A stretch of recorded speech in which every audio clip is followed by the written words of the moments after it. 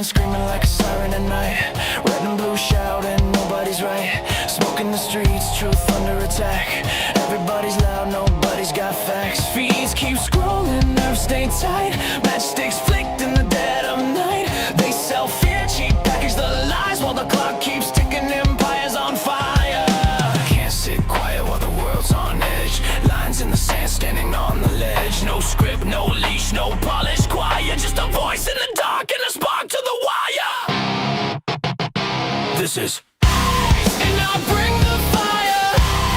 Gonna light it higher. No filter, no fear, I say it raw. Strike the match, let it burn through the fog. This is and I'll bring the fire. And I'll bring the fire.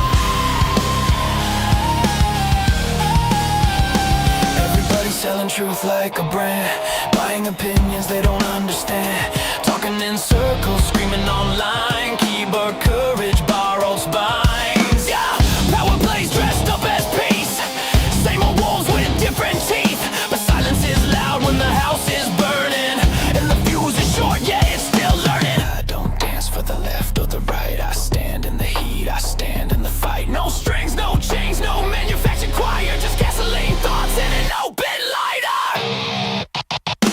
This is and I'll bring the fire.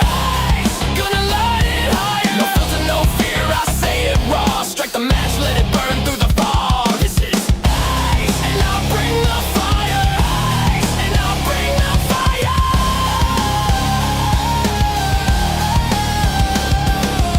The world's on tilt, pressure climbing. Truth don't whisper, it's perfect timing. You can't cancel the smoke, you can't stop flame. Say my name when it hits, say my name. Why? Say my name. Say my name. Fire don't ask permission. Fire don't need a side. Fire just shows up honest and exposes the lie. This is and I'll bring the fire. Truth is harder. Burn it down till what's real survives. No smoke, no mirrors, just heat and lies. And I'll bring the fire. And I'll bring the fire.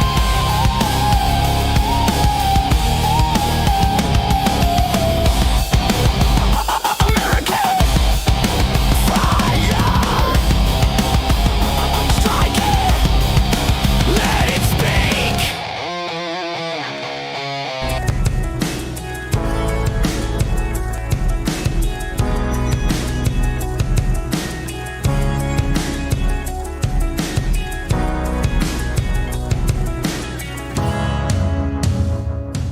What's going on, everybody? Happy June 1st. Happy Monday. All the things all at once. It's good to see you all. Thank you for joining me today for your news breakdown, your narrative crushing, whatever show.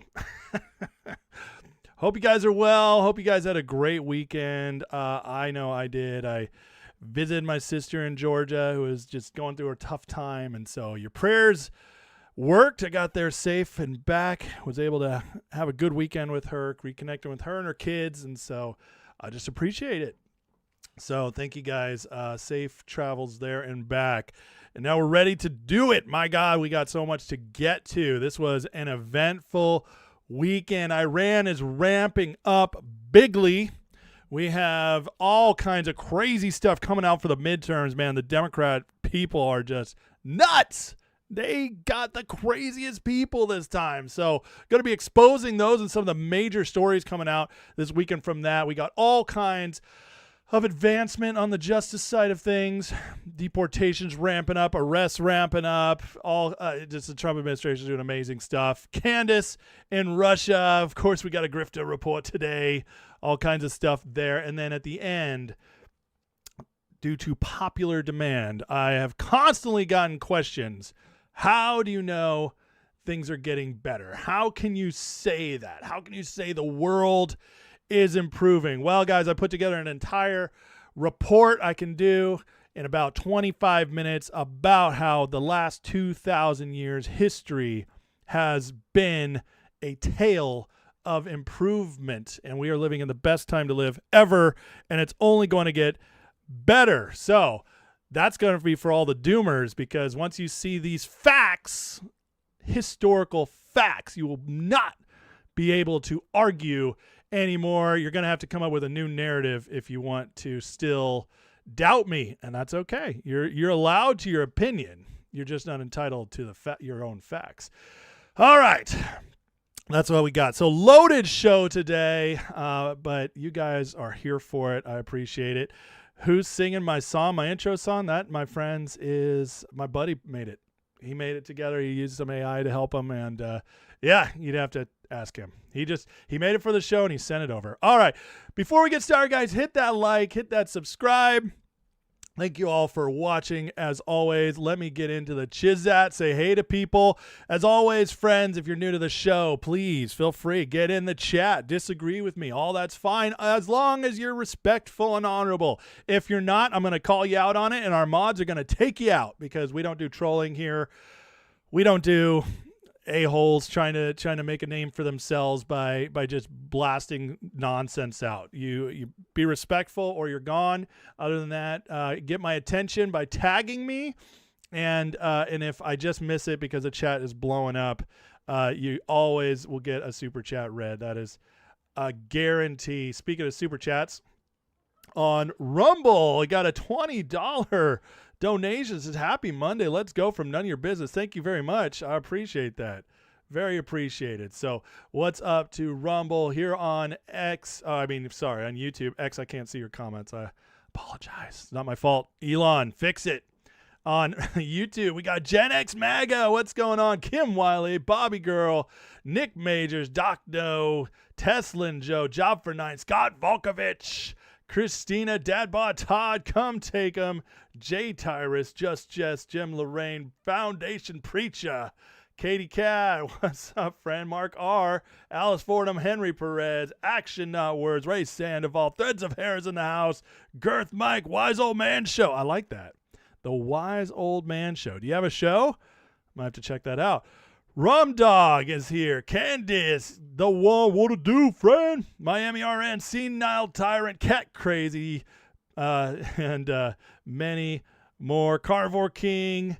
We got, let's see, what's this? Mara Dobson and Tammy Anderson, Susan Robles Traveled, Star Child, Daniel Labaro. Peter's my first name. All right, I can't read anymore because we'd be doing this all day. But thank you guys for watching. Thanks for tuning in and checking out the show. Hit that like, hit that subscribe, and we're going to be getting into it. Cindy asks, are Candace, Megyn, Tucker's numbers up or down for views? That's a good question. I haven't looked recently, but as of the last time I checked a few weeks ago, most of their numbers were down. Megyn Kelly's are definitely down the most. Candace is down from her highs, which were during the Erica Kirk, Charlie Kirk stuff. And Tucker's I haven't looked at, I'll be honest with you.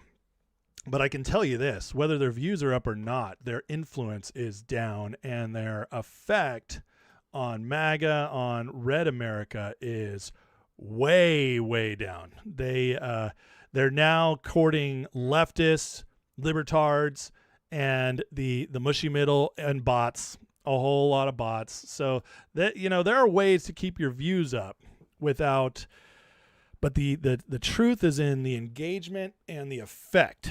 And that, my friends, is going way down. Bots are expensive these days. Yes, they are. Yes, they are. All right, if you guys don't mind, hit that like, hit that subscribe, share with a friend, retweet on X. Props on Rich Does Politics. Thank you. I'm talking with Rich about doing another show here soon. So it's been great working with Rich on his show. I do hope you guys check out his channel, Rich Does Politics. He does amazing shows. So far, I've done what is it? Well, I've had 3 recordings with him, but he's turned it into 5 shows. So 5 shows I've done with Rich. They've been fantastic. The last 2 I got to do with Steve Kuhn, who's been excellent. Really enjoyed getting to know him. I believe I'm going to be getting together with Steve here again soon. And listen, after 2 weeks of battling that nasty cold, I wonder if it was like COVID. It felt unreal. It didn't feel. I mean, the fact that I just couldn't recover. I'm not somebody who gets sick very much, but the last 2 weeks were a pain in the butt. I just could not get my energy back, but I'm starting to finally feel it. It's coming back, folks, which means that members, you're going to be getting your classes starting soon. Members' lives are going to be ramping up this week. We will get back to, we will start regular members' lives. So the membership's about to get much better. But on top of that, I'm going to be working on more interviews, more guests, and more just networking so we can, get more voices around. But this show will not change, okay? This will always be noon, Monday through Friday, unless I'm on vacation or something, but noon's Monday through Friday, and same bat time, same bat channel. And it'll mostly be me with the occasional guest. But other than that, we're just going to be doing more. Just going to be doing more and getting better. All right? Okay. Are we caught up? I think we're caught up. I feel like I haven't seen you guys in weeks. It's just been a long weekend. I don't know. Do you guys feel that too? Maybe it's because it was the end of May. May was just a crazy month for me. Obviously, I completely transitioned my show. We just like completely changed so much. Started fresh, and then just like the transition of life, man. My kids getting out of school and me getting sick for 2 weeks. Foundation preacher. Well, that's very nice. I don't know if Steve was great. He's good. That's all I'm going to say. I don't want to say anything like that. So anyways, Dan, man, listen, brother, I'm sorry you're having a tough time, brother, but we love you and it's going to get better. I promise you that. You're getting me into rants, and before I get into it, but just take 2 seconds here and say this. I've had some dark times in my life, man. Dark times. And, spent a lot of my teenage years feeling suicidal, my early 20s. Went through some terrible breakups, some horrible, just dumb stuff. A lot of it my fault, but not understanding that. Later in life, almost, lost great jobs, betrayal by friends, almost lost my wife. Just dark times, man. And lost my parents in a car accident, horrific car accident, lost my brother. Life just was hard, man. Completely broke. Lost, just no money, tons of debt, and just so much stuff, man. So much crazy stuff. And I got to tell you that, the one thing I learned is God is good in all of it, and don't quit. And life always gets better if you just keep going. Obviously, some people meet their end. Unfortunately, some bad things happen, but life in general, if you don't quit and you keep working and you keep getting better, life will get better. And just don't give up, bro.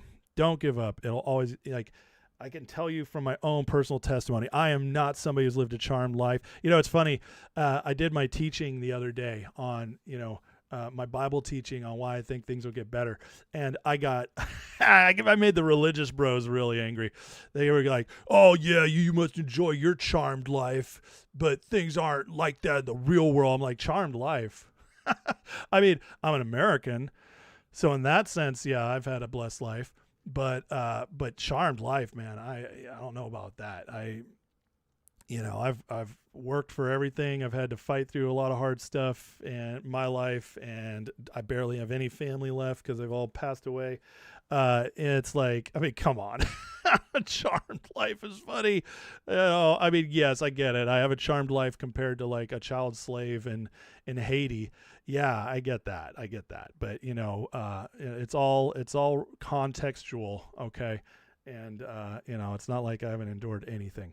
But that's just funny to me. It's like, you don't know me. People get so mad, because I'm here on a camera. They think I have like Fox News behind me with like millions of dollars, and I just got picked up out of high school or college and given a journalism job for $100,000 a year, and you know, for a time I was 25 and now I make millions of dollars just because I do YouTube. Dude, come on. Like the vast majority of people doing YouTube are just regular people.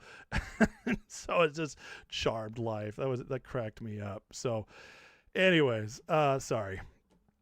Just wanted to say that, but Dan, it'll get better, my brother. It'll get better. All right. Just hang in there. Things will get better. Okay. We got to get into it. Is my volume low? My volume is the exact same it's been for literally months. So I don't know what to say to that. I'm sorry. Yeah, I'm just sorry. I don't know what to change. I'm looking at my audio right here, and it's hitting the red every time I speak up. So I don't know how it's low, but maybe it's your TV or something. Sometimes the volume gets rough if you're watching a certain way on with a certain TV. I can't control it. I'm sorry. I'm doing the best I can. Most people say the volume's great. So, okay, let's get into this, guys, because we got to start with Iran because this is the latest news, and everything else going on in the world is kind of hinging on what happens with this, right? It's like this is so incredibly important for Trump, for the midterms, for where we're headed.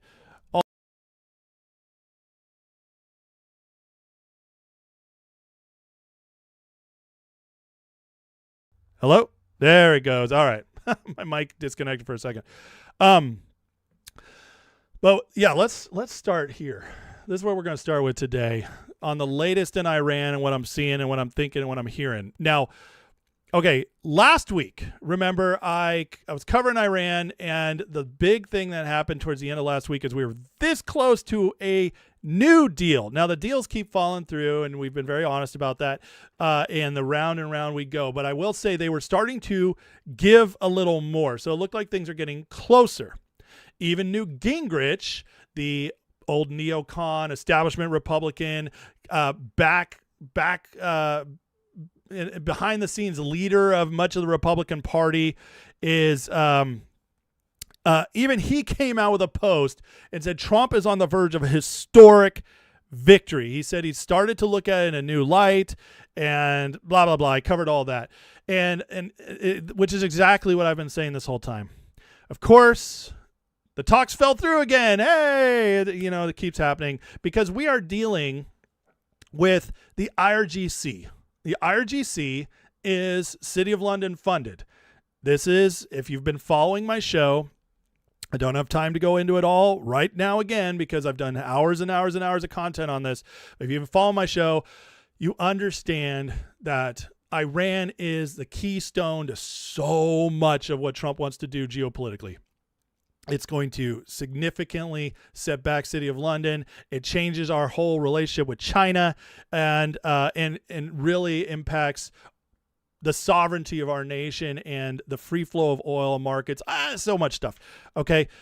But IRGC is the bad guys here. They are the real bad guys, and they are the ones who don't care about the people. They're the ones directly impacted by City of London, and they do not give up control. And that's what we keep running into. There's been this battle between the leadership that is they don't have the military. They don't have anything to back them up. So they keep trying to make something happen because they can see their country is collapsing, but the IRGC keeps putting down their foot. So this weekend, we started to see what I think is going to be the beginning of heading into a kinetic war again. This weekend, here's a quick report on what started happening this weekend. Targets over the weekend. According to Central Command, we understand these strikes went after Iranian radar systems and command and control sites for drones in Gorak, Iran, along the coast and on Keshem Island. CENTCOM described the action as defensive in nature to prevent Iran from attacking international shipping lanes and after Iran shot down a $4 million U.S. drone. The Iranians responded by targeting Kuwait with drones and missiles early this morning. Overnight, President Trump posted to Truth Social saying, in part, Iran really wants to make a deal, and it will be a good one for the USA and those that are with us. Iran's parliament speaker and top negotiator Mohammad Khalibaf said this on Sunday about the ongoing talks. What matters to us are the tangible achievements we must obtain in order to undertake our own commitments in return. And until we are certain that we have secured the rights of the Iranian nation, we will not approve any agreement. New this morning, Iran's foreign minister trying to attach the possible deal with the United States to the situation in Lebanon. He said on X, the ceasefire between Iran and the U.S. is unequivocally a ceasefire on all fronts, including in Lebanon. Its violation on one front is a violation of the ceasefire on all fronts. The U.S. and Israel are responsible for the consequences of any violation. Over the weekend, Hezbollah launched more than 50 rockets into northern Israel as Israeli ground forces push deeper into southern Lebanon. All right, so Iran came out, made this excuse about the Hezbollah, that their forces being attacked in Lebanon by Israel. This is non-negotiable. So they started launching attacks again, and the U.S. intercepted them all. By the way, did you guys know that over like hundreds of missiles have been fired upon the USS Abraham Lincoln, and not one is hit? Hundreds over the last 3 months, and not one is hit. They have, it's their Timu weapons that we were told by Scott Ritter and all these people they had these amazing weapons, and Alex Jones was having them all on. Oh, wait till Iran unleashes what it's got. They don't have anything that can touch us. And this is one of the reasons why I do believe there is some buckling, because they just can't get us. Well, this weekend, more strikes happened. We intercepted them. We started striking back a little bit. And now they're saying, well, because of this Israel-Lebanon thing, we're out. Which Iran is playing us because of our media. All right. And so I want to take this to Trump's Truth Social last night. So Trump says this: Iran really wants to make a deal. It will be a good one for the U.S. and those are with us. But don't the Democrats and various seemingly unpatriotic Republicans understand it's much tougher for me to properly do my job and negotiate when political hacks keep negatively chirping at levels never seen before over and over again? I should move faster, move slower, go to war, not go to war, whatever. Sit back and relax. It'll all work out in the end. It always does. Now, I completely believe this last part. I continue to believe the Trump administration has all this in hand, and what they're waiting to do and they're trying to do is give Iran an out, because they don't want to hurt the civilian people. And when Trump says Iran wants to make a deal, what he's talking about, he's not talking about the IRGC. In fact, I don't believe Trump or anybody in the administration considers the IRGC as Iran. They're talking about the people and whatever leaders they have there that are willing to try to make something happen, because they're terrified it's all about to fall apart. It's not all lies, everything, guys. Okay, the round and round we go. What we're seeing is Iran is co-opted by multiple leaders. They have the IRGC that really controls stuff with this iron fist, but they also have this weird system where they have other leaders as well who are democratically elected, which isn't true. And then they have the Ayatollah structure. So they basically have three things. They have the supreme leader, who he's completely beholden to the IRGC. But he's, a figurehead. And then they have this presidential guy who is called, quote unquote, a moderate. Now, are they really moderates? No, but they're moderate in the sense that they're not suicidal. They're not suicidal to the same degree as the IRGC and the Ayatollah structure. And so when Trump's talking about deals, these people, by all accounts, have been reaching out to him saying, like, we are trying to make something happen. But then the IRGC keeps coming in. And what they're pushing here is stuff like this, where we're getting reports that Iran's president submitted his letter of resignation. Now, there's also countervailing messages here that say this hasn't happened. We don't know. This is all going on. This is one of those where you wait a couple days. This is like a couple months ago when everybody was saying, like, Netanyahu's dead. That worked out really well for those guys, huh? But this is one of those things. Do we know? No, but sometimes where there's smoke, there's fire. And this would make sense that they're forcing this guy down, because he seems to be the only one, along with his group, that keeps trying to make something happen. But what we're seeing is, again and again, the IRGC, no matter what happens, they keep doubling down. And Trump, I think it's coming to the point where we're no longer going to be able to keep this dance going. From CENTCOM last night 11 p.m., U.S. forces successfully intercepted 2 Iranian ballistic missiles targeting American forces in Kuwait. These missiles were immediately defeated and no American personnel were harmed. U.S. CENTCOM remains vigilant and will continue to protect our forces from Iranian aggression while supporting the ongoing ceasefire. Now, in what other case would this ever be considered something where we just don't go bombing right away? All right? Think about that.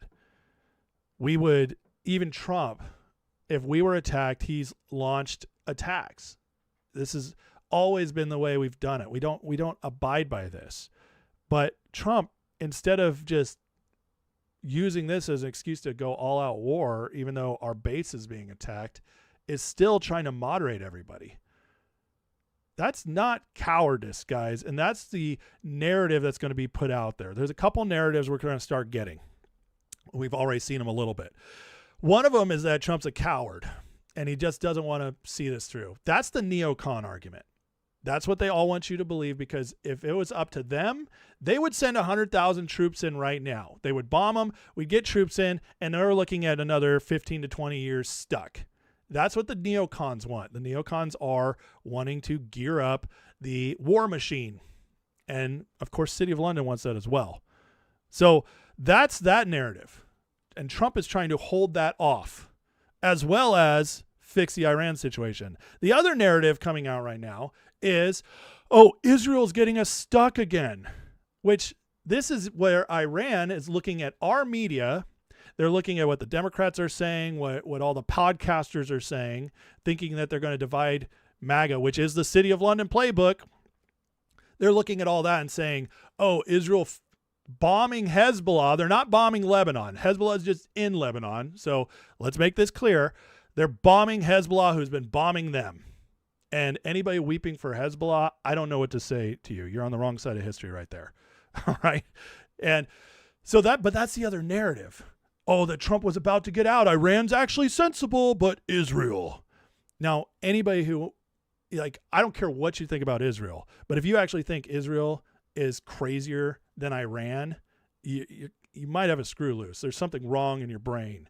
That if you think Iran is the measurable, patient, good, moderate people here compared to Israel, again, whatever you think about Israel, Iran's way worse. I don't care. Those are just facts. But that's the narratives they're trying to push, because they're trying to distract us from what's really going on here. Trump is dealing with this keystone. The City of London is going to protect at all costs, which is what we're seeing right now. He's trying to deal with that while balancing things politically, and all the different fronts are coming in. It's the narratives, which he talks about right here. It's the neocons, it's City of London, and it's what he's dealing with on Iran. And he's juggling all that at once. And if any of you guys think he could do better, that's funny, because we also don't have all the information that he has that everybody else is working with. But when Trump says this, it will work out well in the end. He said that to us so many times. It's been 3 months for everybody saying this is another boondoggle, another quagmire. 3 months is nothing. It's nothing for any kind of military strike, any kind of war. It's nothing. And remember, this isn't like we're seeing people dying every day. We're not going in, no boots on the ground. This war for the last 2 months has been a war of negotiation, of strategy. And who's going to win in the end? Well, we have the weapons. We have the economy. The entire world right now, economy is struggling. And our economy, despite gas prices, is holding up well and improving despite all this. This is just facts. We are in the driver's seat. And what Trump did again this weekend is they presented this deal, this 60 days memorandum of understanding, where we would give them time to negotiate, but meanwhile the strait would be opened up. We deal with nukes first. It was kind of like, and Trump, after analyzing it, decided it was all fake. It just wasn't going to do anything.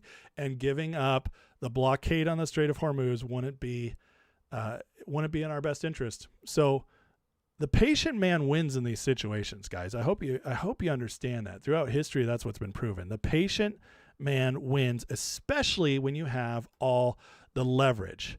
Well, then today, we got this just this morning. Iran has announced it's ending all negotiations with the U.S. and vows to completely block the Strait of Hormuz, per CNBC. Iran says it's ending negotiations due to repeated ceasefire violations, including Israeli strikes. There's the narrative they're pushing to get the Israel thing out there. And now they're saying they're going to block these straits. Well, we'll see how that ends for them. But that's where we're heading next. And to me, it looks like if this really pushes and they keep bombing, they keep attacking, then the next is escalation. And they're about to FAFO. But don't be surprised if right as this starts to ramp up, we get an ace in the hole played, an ace up your sleeve from Trump or somebody else. Do not be surprised. But watching this carefully, this is where we're at now. And listen, nothing for me has changed as far as how I see this going. We still have all the leverage. Their economy is cracking. Their military is a joke compared to what we have. And everybody else is under way more pressure than we are. The people are starting to rise up over there, as we got recently from their internet being lifted and the reports coming out. So it's all lining up for us to still win this in 3 different ways and without any loss. There's one loss that they could achieve from this, and that is keep oil prices high, which hurts Trump in the midterms. But that is their only leverage. And we still have 4 months till the midterms, 5 months. We still have 5 months till the midterms. So if you think the time is ticking, if you think the problem is here, people have been saying, oh, Trump missed his window. This had to be over in May for oil prices to go down. Really? Just on news last week that negotiations were improving. Oil went down. Gas prices went down 10% in a week. They went down 20% over the full course of May. And that's without it being over. Just wait. When it's over, oil prices will plummet. We got back in the 80s last week for a short period of time. It's not going to take long to correct. So don't buy all the nonsense from the media. Here's the real truth. You want to know the real truth, guys? No one knows what's actually going on behind the scenes in this. And everything being reported is a lie. The only thing we know is the absolutes that come out and are undeniable. Iran making this announcement, Trump making his announcements, that's the only thing we know for certain. Everything else, it's all a game. It's all a game. And so right now what we're doing is we're betting on one or the other, but Trump is telling us, don't listen to the Democrats and the seemingly unpatriotic Republicans, neocons. And I'd add Podcastistan. None of them know what they're talking about. And if you're getting tired because it's been 3 months and you're wearing out and you're starting to trust Tucker Carlson or Alex Jones now because of this, or Megyn Kelly, those are the exact same people who said in March that Iran had the super duper secret hypersonic missiles that they were going to unleash on us and it was all going to be terrible. That's what they were saying back in March. Can any one of you tell me one thing they reported back in March when Trump first launched this that's turned out to be true? I can't think of anything. So you can go back and trust them, or you can trust that this could end well for us. Remember, this one was never going to be easy. There's a reason Trump went in when he did and why he took the risk before the midterms. This is the one place, City of London, is desperate not to lose. And it's not going to go down easy, but I still trust this guy who is so far not shown any concern. He feels like he's got it well in hand. And so I'm going to trust his words because his body language tells me the same thing. It'll get there, and we'll keep covering it. All right. Guys, please hit that like, hit that subscribe. I got another long segment coming up next. We are going to cover where we're at in the midterms, speaking of those, because and the insane stuff coming about the Democrats, man. These crazy people they're running, this Platner stuff. It's It's a wild story, and it's going to be fun to get into. But before I do, let me get into the chat. Take a break here. A couple super chats came in. Job for 9 with the $5 says Tuesday's results while I do a live show. Tomorrow night, I might. Let me look at my schedule, Job for 9, because we got California's primary tomorrow night. So we'll be watching Spencer Pratt and the runoff, see if Hilton gets in there or if it'll be 2 Democrats. Yeah, I might do it. We'll see. Job for 9 sends another $5 super chat and says, people, join Patreon. Shout out to the Discord and chat peeps. Yes, thank you. Yeah, join the Patreon. Patreon's amazing. If you guys want to get in the Patreon and the Discord to meet and hang out with this amazing community, you want to go in the description, click the link, get a free month. That's my gift to you if you sign up, and then you got plenty of time to decide if you want to stay or not. Mr. G sent some chili and gold coin. Thank you very much. I appreciate that. I like those little graphics. So yeah, hit that like and subscribe, guys. Did I miss anybody tagging me? I'm not seeing it if I did. Threads of Hera says the IRGC is broke. Military is quitting and defeating more every day. It'll collapse. I agree. And I think that's something Trump knows. Remember, the internet went back on in Iran. Think of all the information Trump has just acquired over the last week now that the internet's back on. Right? I think they got a lot of new information. Let me put it that way. Adaptive Agile says, I've been saying this all along. 3 months to dismantle regime is absurd. I agree. And so if he pulls it off anywhere close to this or gets an amazing deal, Trump's pulled off basically a miracle in one of the great military offensives of all time. So, anything else before we move on here? Danielle Lombardo says, I think Trump's arming the Iranian people right now. We might see a surprise uprising while everybody's distracted by the peace dog pony show. It's possibly talking goat show. I like that. Come Take 'em says prices are coming down. Everybody's buying our oil. I know it's actually a huge move for all of us. Smokehouse 9459 $5 super chat says, I find myself for being late. I love it. Little Bigfoot Overlanding says, vote Chad Bianco. You know, I got to say, Little Bigfoot, I understand you wanting to be idealistic.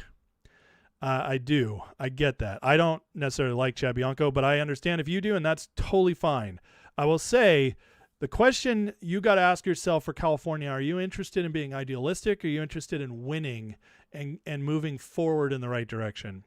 Hilton might not be great. In fact, there's plenty of stuff with Hilton I don't love, but he's better than a Democrat. And if you're going to win, you need him to get to the general. And the only way to get him to the general is to win this primary.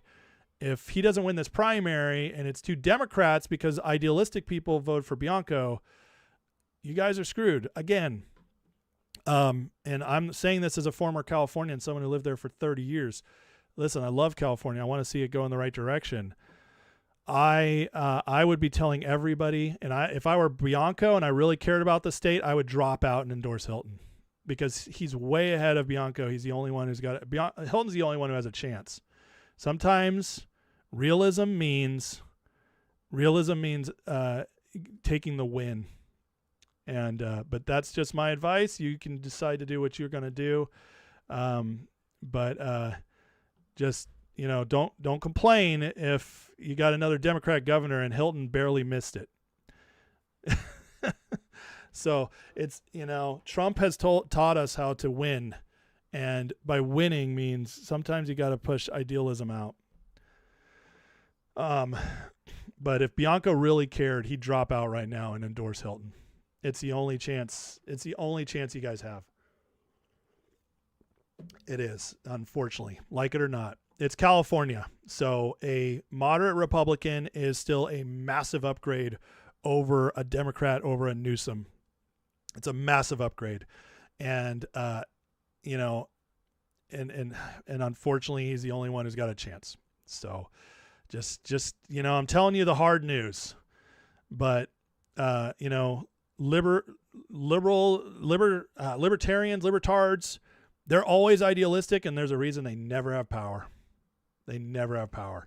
So, you can choose to be a libertarian or you can choose to win. That's how I look at it. And it sucks, but this is politics. Politics is get in what you can. So, Salon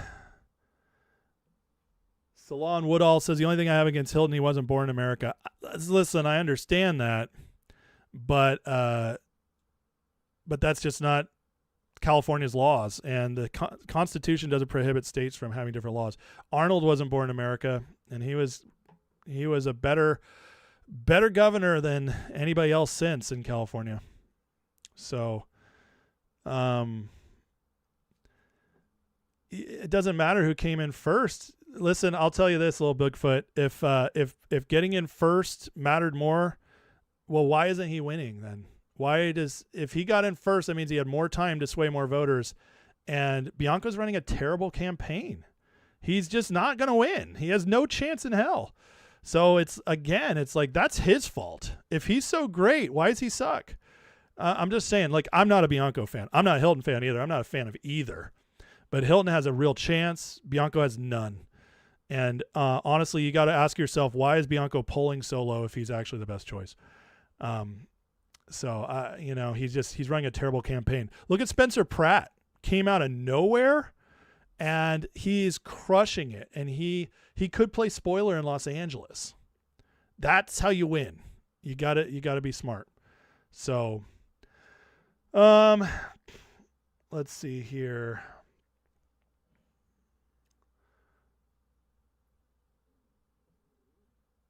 Arnold was fine. For California, he was fine. I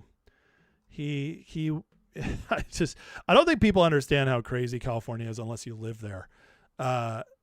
Arnold was not a great governor for many, many places, but for California, he was fine. So, okay. We need to move on. Are you guys ready? We need to talk about the midterms. Now, this weekend, things really ramped up as far as exposing the insane Democrats who are running in this election. Now, this is good. This is very good news, because whether or not Trump's polling well, the people need a reminder of who the Democrats really are. See, the mushy middle is just always like, listen, what could you do for me tomorrow? And that sucks because they have no understanding how politics works. They have no understanding timing, effort, how things improve over time, how policies take time. They don't understand any of that. It's just like, get in, do something for me now. Otherwise, we'll switch our vote, which is retarded. Okay, if you're mad about the situation we're in and you still don't think the 4 years of Biden affected that, you have mental issues. But regardless, this is about 15% of our electorate, 10 to 15%. They just don't pay attention, and they're willing to get sucked up all the time. They're not necessarily bad people. They just don't pay attention, and all they know is gas prices are high, Trump bad. That's literally how simple they think. It's dumb, but it's a reality, so we got to live in this reality. Well, the good news is the Democrats can't help but show us who they are, and this will be a good reminder that, even if gas prices are bad, how can you vote for these people? So Graham Platner had a really, really bad weekend. And let's look at this. So here he is a month ago, which I'm not going to play Medias on because he's one of the most annoying people in the world. But earlier this month, Graham Platner was asked by Medias on if anything else would come out between now and November. Platner said, no, we put everything out there. Republicans are going to lie, make things up, use AI and dirty tricks. Well, since he said this, we found out he's got a masturbation fetish in porta potties. Ugh. Wished a Purple Heart recipient had been killed by the Taliban, called the Virgin Mary a skank, and said it was preferable to bang Thai hookers than waste time on a wife. And then he sexted and hooked up with a dozen women he met on Kick.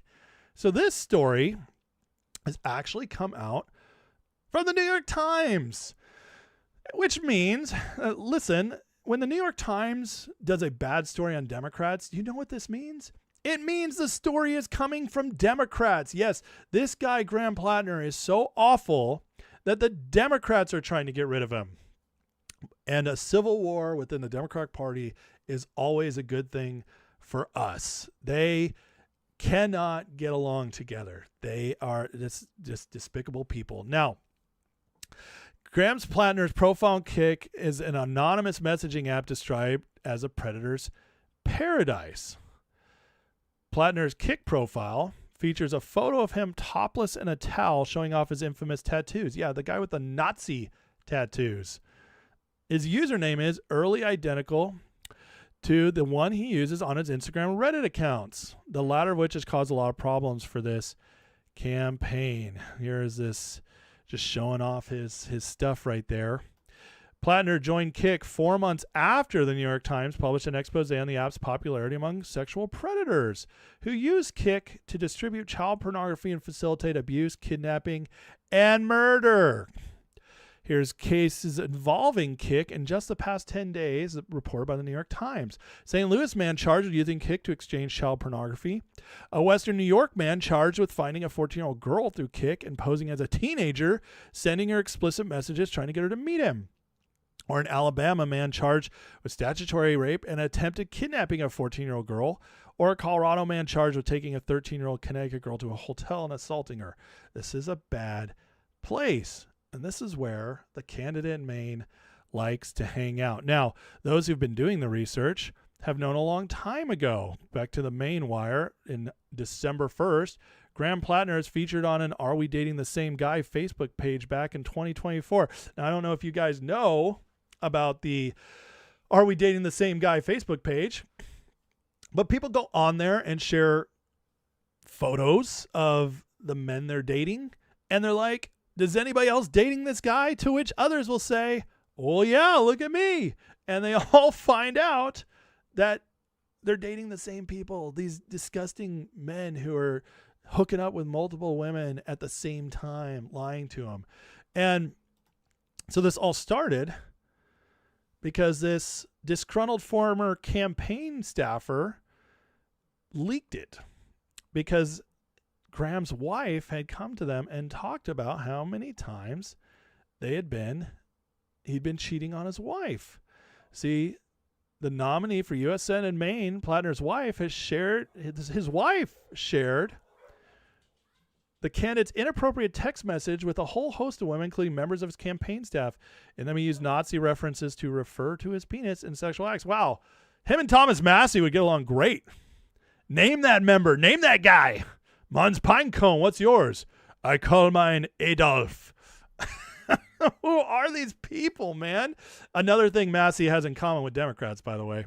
Sick, perverted Democrats and Thomas Massey. All given their members' names. You know, it's a members only. Members only access there. But in one message seen by the Wall Street Journal, this is made again. You make mainstream media. This means the Democrats are trying to get rid of them. In one message seen by the Wall Street Journal, Platner refers to it as Mein Führer and asks the woman if she would like Platner to blitzkrieg that ass. This is a very classy individual. Good job, Maine. Way to these people are insane, folks. They are insane. So, again, it's his wife that disclosed it. There's a big breaking story came out on Saturday about Graham Platner. And at this point, guys, this was the Democrats' only chance to get the Senate is to basically run the table. And they need Maine. They have to have Maine. I'm not a fan of Susan Collins, but she's better than a Democrat. And if they don't win Maine, we retain control. We retain control of the Senate. Bye-bye all hopes and dreams of them getting a conviction for an impeachment of the president if they take the House. The Senate controls the convictions of impeachments, and it also controls nominations, which means all judges, all federal judges, Supreme Court justices are still able to be confirmed because the House has nothing to do with it. The Senate matters. It matters a little bit more than the House. But so if we retain the Senate, even if we lose the House, it's big, big trouble for the Democrats for the next 2 years, even though they'll still, cause some trouble. Don't get me wrong, but it's not going to be nearly as bad. Now, we're looking at 6 to 12 women, and he's been married for 18 months. It says Miss McDonald, Miss Gertner told her that her husband had been exchanging sexual messages with many as a dozen women. The campaign official says 6. So Platner, in a desperation move, sends out his poor wife to do his cleanup duty. And she does this video. Remember, they've been married less than 3 years. Sends out his wife to cover for him. And we'll just listen to a minute of this so you can kind of get an idea of how sad this whole affair is. It's Amy. I wanted to make a statement today, and I'm getting eaten by bugs. I wanted to make a statement today in response to a couple of news articles that are out there about my marriage to Graham. If anybody knows me and Graham personally, you know that we got married in 2023. We live in Sullivan. We've got 2 dogs, and we love each other deeply. So, of violent, active combat. And he's been in therapy for years. I admire the fuck out of him. Isn't this sad? So when there are news articles about our marriage... Anyways, you can watch the whole video by yourself if you want. Very sad, okay? This poor woman, been married to this guy for just a couple years, and in the first 18 months of their marriage, he might have cheated on her up to 12 times. This, folks, is our current Democratic Party. So Platner, by all accounts, is going to be done because word on the street is this is only the beginning. It's about to get much, much, much worse. He's got a lot more coming out because guess what, guys? It's not even close to the midterms yet. Now, he is the primary, but he's the only candidate running. Now, in Maine law, he's got time to back out, but the question is, will he? If he doesn't back out, well, they got months more coming up. And Eric Erickson reported this morning on Two-Way that the stuff that's about to come out is much, much, much worse. So Maine is going up in flames right now for the Democrats. And that brings us to Texas, where James Talarico, who's now that Paxton and Cornyn are no longer fighting, now that Cornyn's not running attack ads on Paxton and it's mano-a-mano for the general election, well, the stuff coming out on Talarico is getting gross. Now, this guy claims to be a pastor. In fact, he has a church, a Presbyterian church. We've shared some of the stuff he said on here before, such as God is non-binary and I love trans kids. Really creepy stuff. There are 6 genders, I believe is what he said. This guy is a psychopath. And it just came out this weekend that in the church, they have porn in their library. Yeah. What they have is a bunch of these queer books and these LGBT themed books, and in those books is all kinds of pornography. Here's him holding the books very proudly. This book is gay, genderqueer, perfectly LGBTQ with his cope on. I mean, it's pretty gross stuff, guys. But this is, again, who the Democrats are running in Texas. This guy who is obviously gay, he's vegan, and if you've ever heard him talk, you can tell this guy is all in, but he's got to pretend to be straight. So he's pretend to bring his girlfriend out and all this crazy stuff. But it's also been coming out that he is directly connected to Obama. So James Talarico's reasoning mind.org and the Obama Foundation believe to OnRamp. OnRamp worked with a broad range of organizations, candidates nationwide. Talarico's Reasoning Mind, Inc. was bought out by Imagine Learning in 2019. Was he groomed? Other members of On-Ramp, Vera Institute, Omidyar, Rockefellers. That's interesting. Innocence Project, Trusting Elections. He worked for the Obama campaign at University of Texas, Austin in government studies. He met up with Obama at University of Texas a couple weeks ago.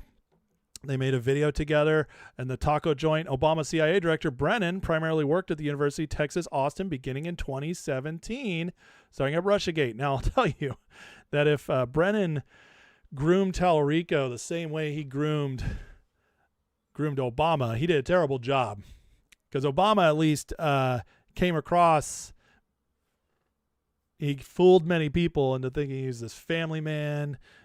He was moderate.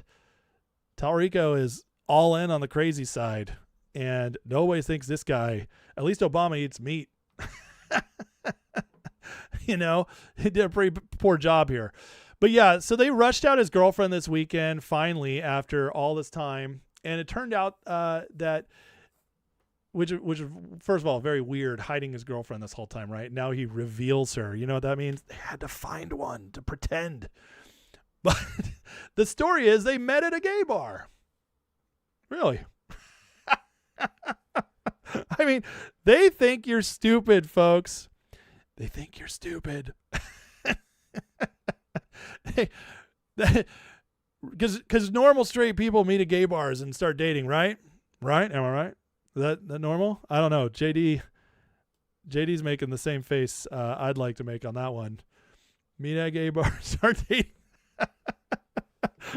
Come on, people. Come on. Here's the girl they rushed out to see him, and a great little breakdown here. Can we agree this goober did not pull this lady? But yeah, I mean, come on. Noun, beard. One who serves to divert suspicion or attention from another, especially a person of the opposite sex who accompanies a gay man to give the impression of heterosexuality. You know who played a great beard? Elaine in Seinfeld. Great episode. That's pretty much what we're watching here, guys. I mean, anyways. So, anybody think this guy is going to beat Paxton in the general election? I have some oceanfront property in Arizona to sell you, because this is going to go down in flames. But again, very good for all of us that we got this guy and the crazy pervert in Maine running national campaigns with national attention, because again, the best thing the Democrats can do for us is show us who they really are, and at this point, guys, they just can't help themselves. Here's woke overload. Democrat lawmakers Yasemin Ansari, Adelita Grivalda, and Rashida Tlaib recently held a press conference on how much their periods hurt and how that's economic violence when you're not paid to stay home on your monthly cycle. Economic violence, folks. These people are, great people. Today we are here to talk about women's pain and how long it's been overlooked. In the summer of 2015, while... This is who the Democrats are. Please give us more. Please keep showing us who you are, guys, because it really helps. It really helps. So when the Democrats are collapsing because they can't get out of their own way, we also have more good news in the Republican side of things, as Trump this last week refused to endorse Nancy Mace for South Carolina governor. She's very mad about it because now her chances of becoming governor are very low. Well, there's a reason he refused to endorse her. For those who forget, Nancy Mace is one of the biggest traitors on Capitol Hill for the Republicans. Here's remembering Nancy Mace from back around January 6th. Congresswoman, do you believe the president has a future in the Republican Party? I do not. I don't know how you go forward and defend the indefensible. What happened last week was a national tragedy. People violently attacked the halls of Congress, our United States Capitol. And I believe that every accomplishment that Republicans and the president had, and I was a big supporter of the president over the last 4 years and worked for him on his campaign, but I believe that those accomplishments were wiped out. Those accomplishments were wiped out. She's a complete traitor. She also was running with Massey and MTG on the whole Epstein dig. Yeah, showing up on Piers Morgan, saying the Epstein class is hiding stuff. Nancy Mace has been a plant this whole time, and very glad to see that her future in politics is now going to go bye-bye, because by running by governor, she's given up her seat, and she can't have her seat now. So we're getting rid of Nancy Mace, which is excellent. Now, on top of that, I reported last week that Trump's executive order on mail-in ballots and everything was upheld. This is massive. And as long as this is in place, this is going to help make sure the midterms are secure. Now, this person has done an amazing breakdown on what Trump's executive order accomplishes and why we should feel very good about this going forward. Now, look at this. If you haven't understood so far the big deal this is, this will help. Most people have no idea what President Trump's new election mail executive order USPS rule does. Plain English, it creates a chain of custody system for mail ballot envelopes in federal elections. Not the vote, the envelope. Under proposed USPS rules, states using mail-in or absentee ballots for federal elections have to use standardized ballot envelopes, official election mail logo, automation-compatible design, unique intelligence mail barcode, and USPS review of the barcode envelope placement. That means the ballot envelope becomes trackable. States or election mailers would submit key data through USPS portal, including the voter's name, address, the outbound envelope barcode, return envelope barcode, and originating election office state. Now, officials can know this ballot envelope was sent out and this return envelope came back. This is huge. USPS would review outbound ballot mail before accepting it. Is it in the right envelope? Does it have the proper barcode? Is it going to someone enrolled on the state's mail ballot participation list? You guys take this on top of what the Supreme Court's going to be doing. It's going to be absolutely massive. If not, the mailing goes back to the election mailer to fix. Broader executive order also directs DHS and SSA, that's Social Security, to help create state citizenship lists using federal citizenship. This is how you check voter ID on the mail-in ballots. The federal citizenship naturalization, SSA save, and related data. Those lists go to state election officials before federal elections. Now we have the voter rolls. Important, states still run voter registration. The list doesn't register anybody. This is not tracking your vote, but tracks the envelope, creates a sent versus returned audit trail, helps flag discrepancies, preserves ballot envelope records, and leaves states responsible for their voter rolls. Chain of custody is not suppression, it's basic election accountability. The rule has not been finalized yet, but it's going to have to be because Trump's in control of the USPS. Proposal says it applies to general, special, and runoff federal elections, not primaries or UAC, AVA, military overseas ballots. Requires unique barcodes on outbound and return envelopes. This rule will require voter name, address, plus outbound return envelope barcode data through USPS portal, with updates allowed until the last day ballots may be mailed under state law. And remember, if the Supreme Court rules the way we think it's going to rule, they won't be able to count them if they don't get in by election day. That's big. Says USPS does not alter voter eligibility or manage state voter rolls. EO separately directs DHS SSA to create state citizenship lists and directs DOJ enforcement and 5-year preservation of participation records. And then it says there's one more thing it does. All I'll say is watch out ballot mills.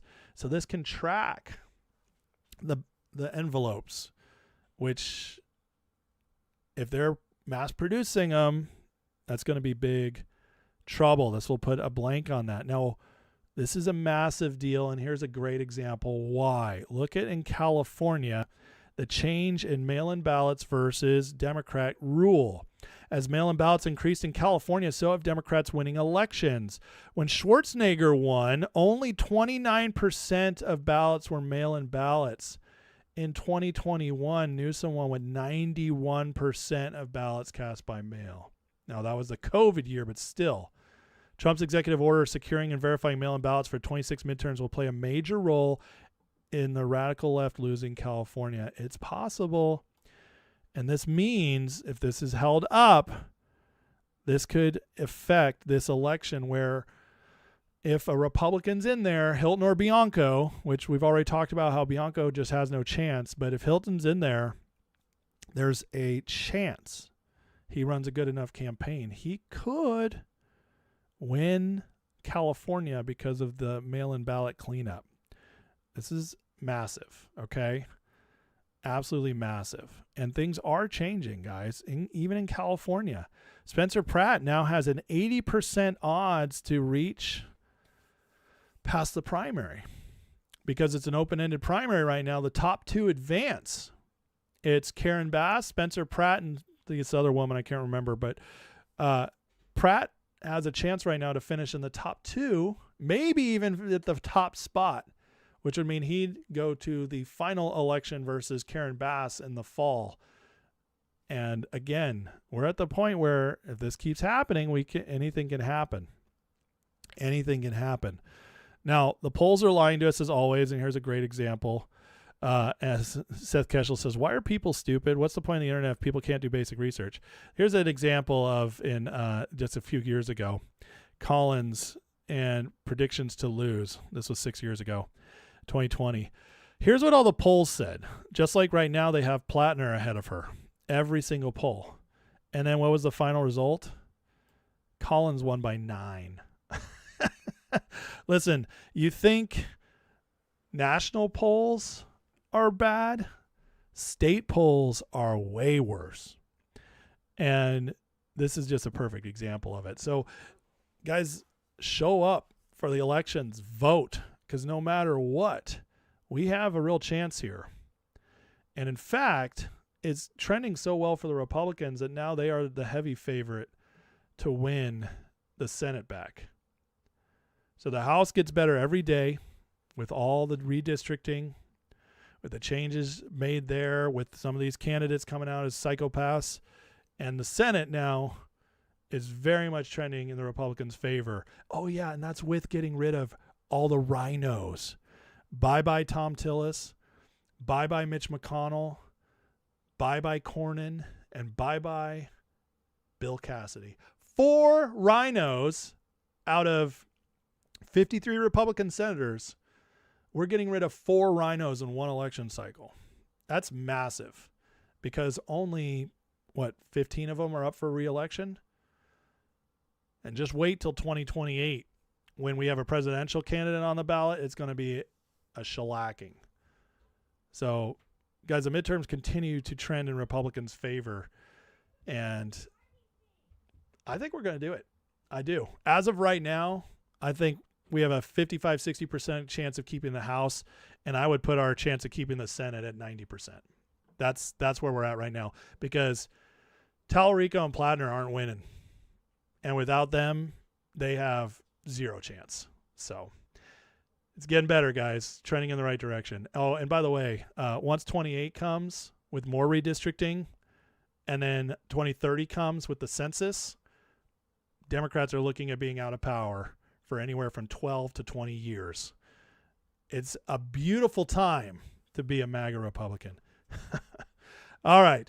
Please hit that like and subscribe. Next, we're going to get into all the things, the moves the Trump administration is making, cleaning up all the fraud, corruption, crime here in our country, and making big moves there. But first, I want to get into the chat, take a break here, see what you guys are asking and saying, and we did a super chat come in. One of the many 76 with a $2 super chat says air pine cone. Is that Massey's new when he's hanging out fishing with Platner? It's like, I'll add an air to the pine cone. Freenez member for 2 months. Thank you, Freenez. Says praying for our nation, grace and mercy. Amen. And thank you for being a member, Freenez, and supporting the channel. I appreciate that. Let's see. Oh, it looks like we had a troll taken out. Good job, mods. Well done taking them out. Senile Tyrant sent over 100%. I love it. Mr. G sent gold coins. I appreciate you guys.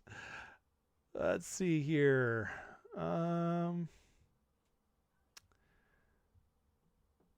Brenda says, what hasn't come out is post offices Pelosi and Feinstein bought up. Zip codes matter. Interesting. I don't think I've heard this story. Cat Crazy says Dems destroy everything. They should never be elected in any position ever again. We need a 2-party system and they've got to go back to the roots. Yeah, that's not happening. what's going to happen is one or two things. The Democratic Party is going to get so absolutely destroyed in the next decade that they're finally either going to have a reckoning, or we will see the first new party, legitimate new party, rise up from the ground as the Democrats go destroyed since the Republican Party of Lincoln. Remember, President Lincoln was the first Republican president. Before that, it was the Whigs and the Democrats. Well, the Republicans replaced the Whigs, destroyed them. They went to the dustbin of history. And now we've had Republicans and Democrats ever since for 150 years. So, yeah, we're due for a new party. And the Democrats are continuing to get grosser and grosser. And because they refuse to moderate, their chances of continuing on are getting worse and worse the longer this goes. This is, in my opinion, this is the last like real hurrah. So, Mark Maddox, did I see the attack on the R word over the weekend? They're giving credit to Euphoria. Belongs to me. The R word. Oh, retard. Did it get attacked? Was it in Euphoria? It belongs to me. Is that what you're saying? That's hilarious. if that's what I think it is. Let's see. Trump is destroying the modern Democrats. It's very true. He's exposed them. He's exposed them for exactly who they are. All right. Not much else going on. Okay. Let's get into the next section. Bashu,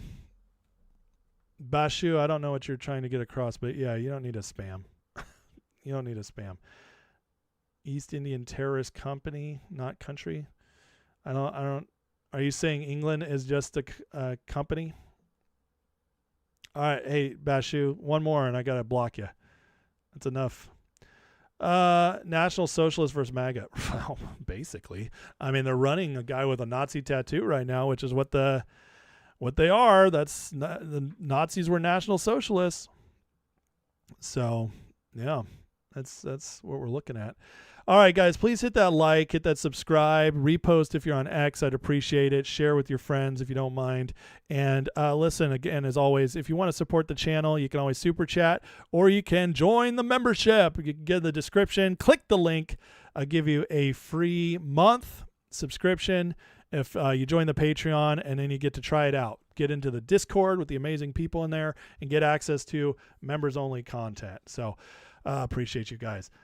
One of the many says Lincoln was not only the first Republican, but the first Republican to fight against London. That's a good point. Well done. Yeah, you know, and think about this. One of the many, before I go on the next segment, which we'll get started in just a segment. Just a second here. Listen, you made an excellent point, and there has been a rewrite of history lately coming from the libertarians trying to frame Lincoln as this awful president, as actually one of the worst presidents. And listen, you can disagree with some of his methods, some of the things he did, which I would understand. There's arguments to be made, but you can't disagree with the fact that he did preserve the Union. And in extraordinary times, he took extraordinary measures, and London and France were on the side of the South, whereas Russia provided some backup to the North. Interesting, right? So yes, it was City of London tried to destroy our country through the Civil War. And that's one of the reasons they're trying to undo Lincoln's legacy and remake who he is. Listen, the greatest presidents of all time are Washington, Lincoln, and now Trump. And it's in that order. And I just, anybody who really understands history, I don't think you could make an argument any other way. But the thing is with Trump, even Newt Gingrich. Now, I listened to a fascinating interview with Newt Gingrich this weekend. That was over an hour long. And Newt Gingrich now has fully gone in on Trump. And he's kind of been there a little bit before, but also kind of held distance so he could be critical and, play the neocon establishment game. But Newt's gone full in.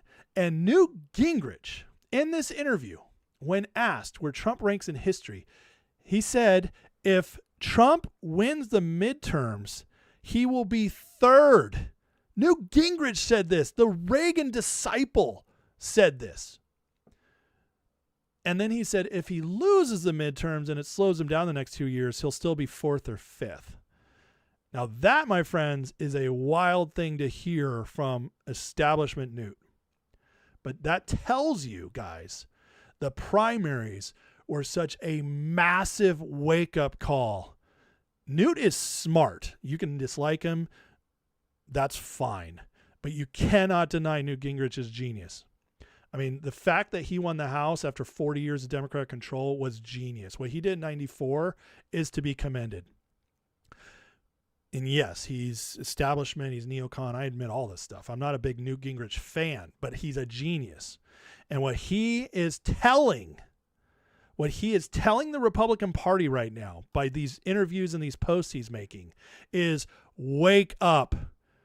Because if you guys don't get behind Trump, you're done. We are done. We have one choice right now. Trump owns this party. Get in line.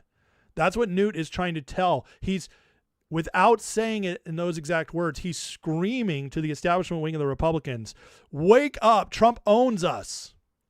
Stop fighting him or you will be destroyed. That's what Newt's doing right now. And it's fascinating to watch.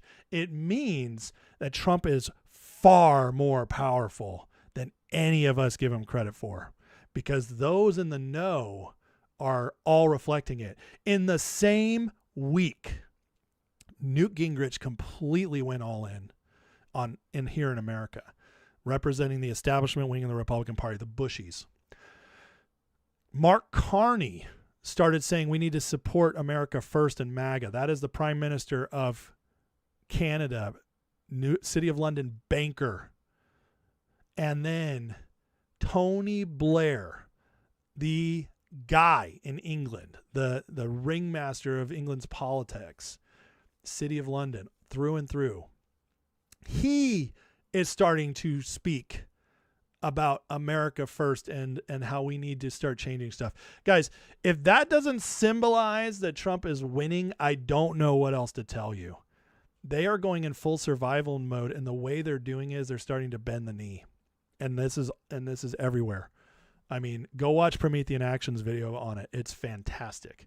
She breaks it down very well. But that is called capitulation because they're scared. The primaries woke everyone up. And the media is trying to tell you the primaries don't matter. This doesn't mean anything. This is just normal stuff. No, what Trump's pulling off in the primaries is historic. They've never seen anything like it. And it proves that Trump owns the Republican Party and he's not going anywhere. And what's happening is generational change. It's going to go far beyond Trump. Once he's gone, the change he's instituted is going to be lasting for generation, maybe longer if we don't let us lose it. Adaptive Eagle with the $5 super chat says, keep up the great work, solid channel, good folks in the chat. Thank you for that. I appreciate that. I hope you subscribed, and thank you for the support. And yes, this chat is the best chat on YouTube. I promise you, because we actually moderate it, huh? Isn't that amazing? Violence and poetry. Lincoln's complicated. He preserved the Union. Yes. Was he a tyrant that jailed people? You say yes. I say no. I don't think that was being tyrannical. I think it was being pragmatic in a desperate time. And it says, are the powers that be appointed by God? Yes. I would say God allows us to choose, but the office is appointed by God. And sometimes God pulls a fast one. That's what I'd say. But we mostly agree. Let's see here. You are right that history isn't black and white, but outcomes can be. Outcomes can be. And narrative, sometimes the black and white narrative is more important than the actual details. Just saying, for the sake of inspiration, for the sake of motivation, and for moving history forward. Sometimes it's important the narratives are black and white. It just is. Like me saying Nazis were terrible and we won World War II and World War II was important. That's a black and white narrative I just gave you. Does it tell everything? No. But is it important? That narrative important? Yes. That narrative is important. So, Cat Crazy said, I think that's Trump's goal. It's about the right now. He's leaving a legacy. Oh, yeah. It's about now and later. 100%. 100%. We're not watching The Apprentice anymore. Absolutely. Peter says, I have to go back to work zone, but you're very nice. Thank you for your kind words. I appreciate you guys. All right, guys, please hit that like and subscribe. And let's get into some of the winning we're doing on the justice front, because good things are happening in a big way. All right, let's get into, well, Stephen Miller had this to share with us. So, listen, right now, there is a major PSYOP narrative going around that the Trump administration is actually not getting anything done. They haven't arrested big names, and therefore they're somehow protecting them, or Trump is one of them. Trump is one of the globalists. He's controlled by them, despite the overwhelming evidence that shares this, that proves this otherwise. Recently, I was on a show, Rich Does Politics, with a guy who is awesome. Steve Kuhn is awesome, but he was feeling a little black-pilled about some of Trump's connections. And while I understand from a surface level how it looks, it also, in my opinion, just shows that, he wasn't taking into consideration how Trump does stuff. And listen, here's Stephen Miller kind of giving us an example of what they're seeing. And if you think this is something that's easy to clean up, it's not. But the fact they're even mentioning it tells me that we're in the works. So listen to this. What we found since President Trump came into office is that the Democrats have set up a system to funnel hundreds of billions and ultimately trillions of dollars to migrants that are in our country, oftentimes from places like Somalia.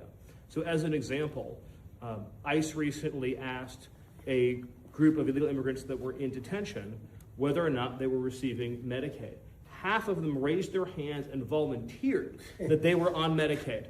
Just volunteered that. These aren't the ones who are hiding it, right? They also asked illegal aliens how they paid their medical bills, and they said that if they don't have Medicaid, they go to hospitals, they get free care there, and they bill it to the taxpayers.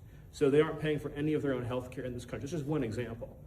And we've seen this over and over and over again. So under President Trump's leadership, and then of course with JD and the head of the FTC, Andrew Ferguson, we're going to see the first ever effort in American history to reclaim the ultimately trillions of dollars that were stolen from taxpayers.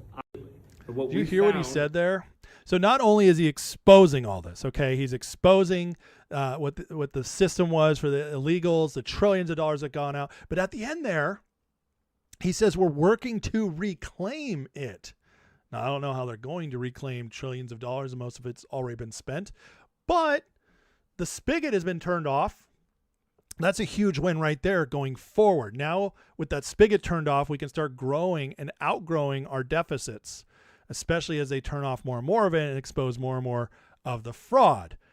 However, guys, you don't put this stuff out there unless you're trying to make the change, okay? Because otherwise it sets you up for failure. And again, they would not keep directing attention to this if they weren't doing anything. Now, here's a great example of what they're doing. WAPO, Washington Post, recently found Trump's the only president to remove large numbers of men who have lived here longer. Median days before deportation by Obama was 25. So they were only deporting people here less than 25 days. That is because the vast majority of deportations under Obama, were turning away people at the border. So if that person stepped 1 foot in America and they said, go back, they counted that as a deportation. That's how he juiced his numbers. And now everybody's like, Obama deported 3 million people. No, he didn't. He didn't. They turned away a bunch of people and deported a few, and they juiced those numbers so they could make them look tough. But look at this. Under Trump, it's 1,000. That's 3 years. Trump's removals he's removing long-term illegals, not just recent arrivals and turnaways. So the Democrats would juice their numbers by turning people away at the border, just saying, listen, we're being tough. Meanwhile, they'd let a bunch new in. Trump is actually the first one getting rid of those that are here. And here, look at this graph since Trump came into office. Remember, he came in January 20th, 2025 right here. And then this is this year. Boosh. Get him out. That's huge, guys. See, this is the kind of stuff we've just never seen. We haven't seen this in our lifetime, unless you're really old. Unless you're like 80 plus.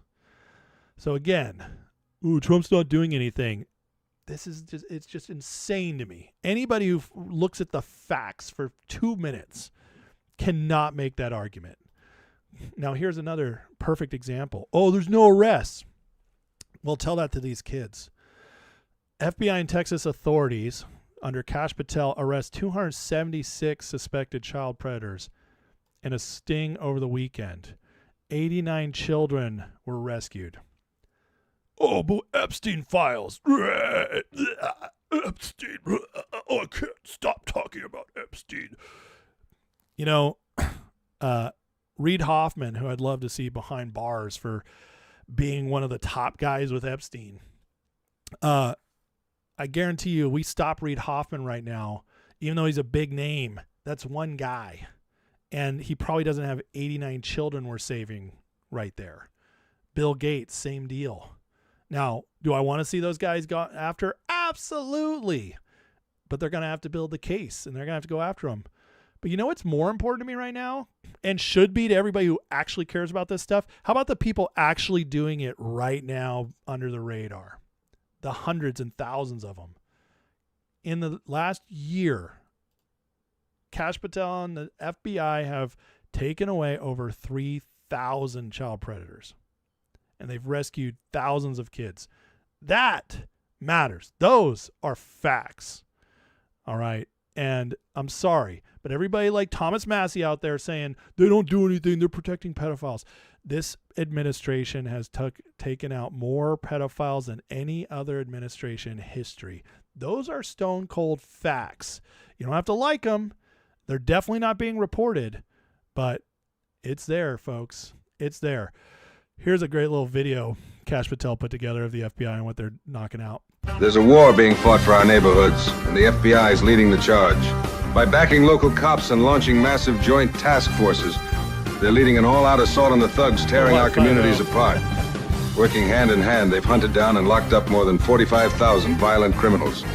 Because of that relentless push, violent crime arrests are up 185%, and the national murder rate just hit its lowest level since 1937. Take a second and let that sink in. 1937. It means your risk of being a victim's dropped at the fastest rate in modern history. Violent crime plunged 10% nationwide, and the FBI didn't stop there. They went straight after the syndicates, completely wiping 2,450 street gangs off the map. That 322% increase choked off their ability to terrorize your communities, so you and your family could walk the streets in peace. And the poison flooding our streets? 2,600 kilograms of deadly fentanyl were seized. A 56% increase, wiping more than 1 billion lethal doses completely off our streets. So many lives saved. We're trouncing the Biden administration's best years. People can argue all they want, but the numbers don't lie. With the FBI leading the charge, our streets are being reclaimed and our families are finally protected. That is a sick video. These people are so good at social media. It's embarrassing. It's embarrassing to other politician ever how good this administration is at social media, because that was a banger video. Not only were the numbers astounding, but come on, Hawaii 5-0, that's awesome. That's awesome. My dad used to love that show. Book 'em, Dano. Book 'em, Casho. So good. But listen, did you see those numbers are crazy? They're crazy. I mean, this is legit, guys.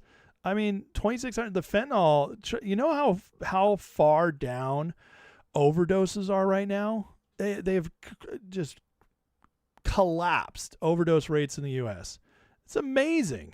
The street gangs. You don't think it matters that we're taking out MS-13 and Tren de Agua gang members? Yeah, that matters. That matters. You know, and what Trump is showing us, guys, is and with Kash Patel and the FBI, is that the FBI was redeemable. It was redeemable because most of the agents there were probably good people, and they got rid of the bad guys. Trump came out with this weekend saying New York Times wrote a story titled, Trump administration sees striking exodus of legal talent. And Trump responds, as though that's a bad thing. When actually it's very good. The people leaving are radical left deep state lunatics who are destroying our country and weaponizing government. Many of them didn't leave, but were fired. Failing New York Times writes this makes it sound like it's a terrible thing when actually it's the opposite. We want people that will make America great again, not people trying to destroy our country, being put in by Obama, Biden. In many cases, they shouldn't have been representing the U.S. in the first place. Let them go on to bigger, better, brighter things in the future, in quotation marks. I fully support that and wish them well. There's people who follow Trump know that anytime he says, I wish them well, he's dogging on somebody. That's the facts. So, we've seen that over the last 10 years. So, anyways, but it's clean up, and it's showing us that the DOJ, the FBI, and maybe even the CIA, who knows, were salvageable. You get out the libtards, the liberals, the left-wingers who are running stuff, the legal areas, and you put in real people who care about crimes and get good leadership in there, and look what can happen.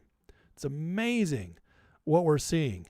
Now, I had a lot of people last week kind of scared about what can happen with the riots coming up. And we see this in New Jersey where they're starting to ramp them up again and I told you guys, we have a much better handle on this than we did in the first Trump term because of revamping the FBI, because of stronger people in charge of DHS, because of people like Pete Hegseth blocking the coup. And we saw it last summer when they tried to get the riot started and it was shut right down. Well, look at this. After conducting multiple busloads of arrests, New Jersey riot cops packed up and headed out. Why? Because they got the rioters to run away. ICE and the Trump administration were able now to get the New Jersey cops to come and do their job. Imagine that. This didn't happen in 2020. This didn't happen in the first term. Just again, another perfect example of how much more control Trump has over the situation this time. This riot that was building up at this ICE facility is over. They kicked their butts and finished it. And now it's just going to go away. It wasn't able to build up in anything better. We're seeing more and more of this. So the doomers who keep thinking like everything, like they're just waiting for that magic moment. It's like the same people with Iran and the super duper secret hypersonic missiles that are capable of destroying our entire Navy. The liars who've been, those same people and others like them are just waiting for, the foot to drop on something. They're just waiting for something bad to happen. And it proves that all this progress doesn't matter because they just have these super secret weapons still in hand. And I keep telling everybody, I don't think so. I think we're past that. I think the Trump administration won and is winning and is in charge and has things in control. It doesn't mean every little ounce of everything's in control, but it means the broader scope of things are in control and they can keep it from getting out of hand now. And we just saw more evidence this weekend of that. Now, with all of this going on, the New York Times launched a hit piece on J.D. Vance again. Now, I did a whole thing on J.D. Vance last week, and I got to say, it's one of the most controversial subjects on my channel. Always have people, I don't trust Vance. They believe all the Whitney Webb crap, the technocracy, he's controlled by Peter Thiel. Then why do they keep attacking him? New York Times reported this weekend trying to take out Vance again. Susie Wiles, Trump chief of staff, recently advised Vance to take a break from social media as other officials in the West Wing, according to people familiar with those interactions, because the fighting was beneath his office. They're trying to make it look like everybody in the administration hates JD and looks down on him so he loses ground. This is the New York Times article, folks. New York Times. Is JD Vance the 28 frontrunner? Trump has questions. Why are they trying to take out Vance? Why are they so scared of this man? I don't know. But I got to tell you that usually if you're on the right side of history, the New York Times hates you If you're on the wrong side of history, the New York Times loves you. Just saying. You know who the New York Times all-time favorite Republican was? John McCain. What does that tell you? But they go after stuff like this. And the Trump administration immediately fired back Stephen Chung, assistant to the president, White House director of communications. This isn't true. We denied it to the New York Times. They refused to run our quote. Complete fake news. This supposed conversation never happened. Again, why do they keep lying about Vance? And why, no matter how much I expose it, do I still have people who believe it? I don't understand. You guys are so clear-eyed on so many things. And yet for some reason, you're letting this kind of stuff about Vance get to you. I don't understand it. But again, I always look as to who your enemies are. And if your enemies are the worst people in the world, usually you're pretty good. Just saying. Now, in all this, we had this very interesting thing happen from Trump's Dan Scavino guy. Now, many of you don't know who Dan Scavino is. Dan Scavino has been Trump's social media guy since the first term. He's one of the few people who has made it to the second term with Trump after he cleaned house. Him, Stephen Miller, the OGs, the ones that are true blue that Trump trusts more than anybody, made it through the first round to this one. And Dan Scavino has long been known to send messages to the people, those paying attention. And this morning at 2 a.m., he tweeted, "Every journey has an end." Well, this is where I get to get conspiratorial with you guys. Here's a Q post from June 1st, 2020. Roger Ball's been called, and it mentions... Oh, my bad. This was the wrong one. Ball's been called. It's the end. That's what it is. Ball's been called. Every journey has an end. It's a spiking. Now, whatever you want it to think, we have President Trump. Turns out well in the end, tweeting that today as well. I don't know. Whatever. It's weird. Is it something? Maybe not. Maybe something. But we're about to see if things are going to keep improving. It seems like we're being messaged to. And, we'll watch and see how it turns out. But it's June now. I think things are about to shift. Iran is ramping up, which usually happens before the end.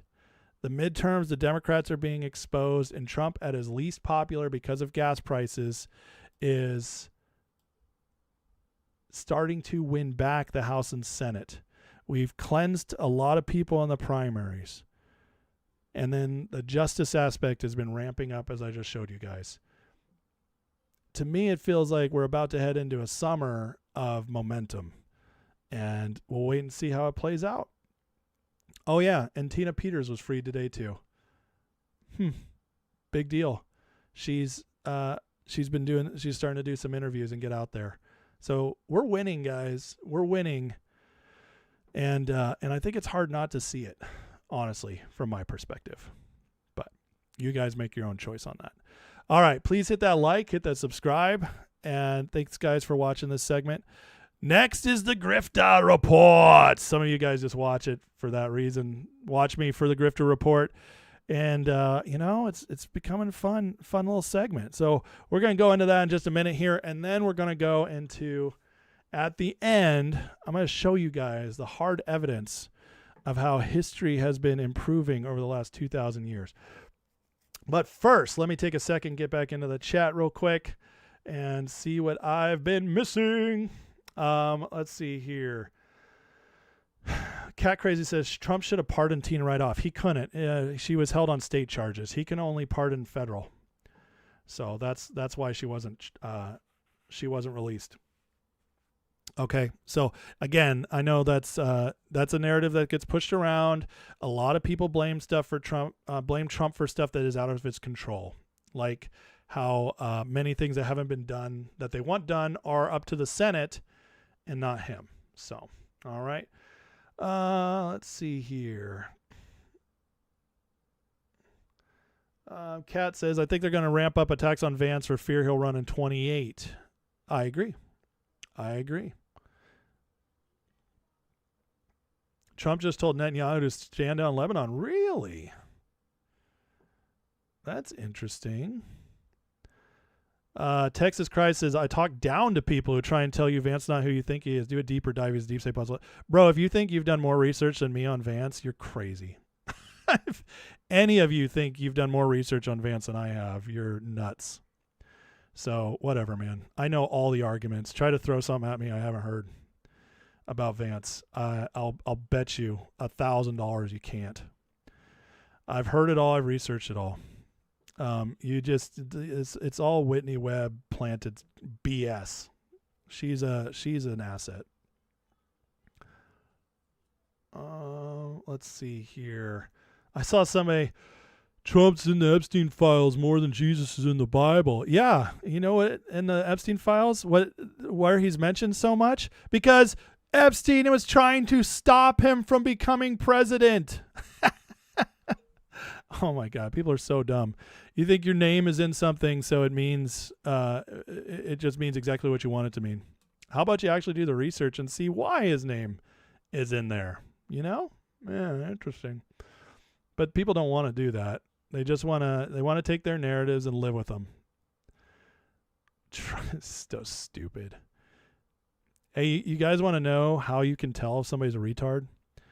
They say Trump's in the Epstein files. It's the ultimate tell. You know, hey, what's your IQ? JD, Trump's in the Epstein files. Oh, okay. Your IQ is 30. Got it. Thank you for telling me. Thanks for being now we can't trust anything you say because you're stupid. It's just a fact. Just the facts. I've done hundreds of hours of content on the Epstein files. I think I would know.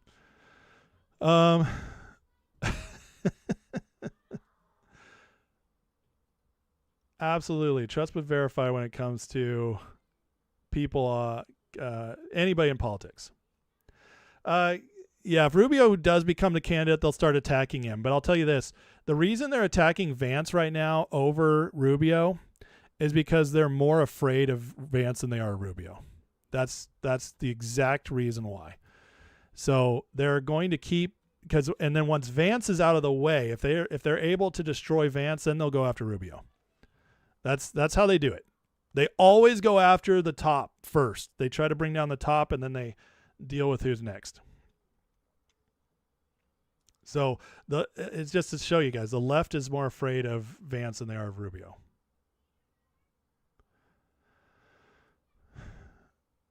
Vance needs a tag team with Rubio. He's going to. If Vance runs, Rubio's already said he won't run against him. They'll jump. They'll work together. Yep. Listen, Whitney's attitude pisses me off. Whitney Webb is the ultimate black pillar, which means she's a psyop. She's an asset.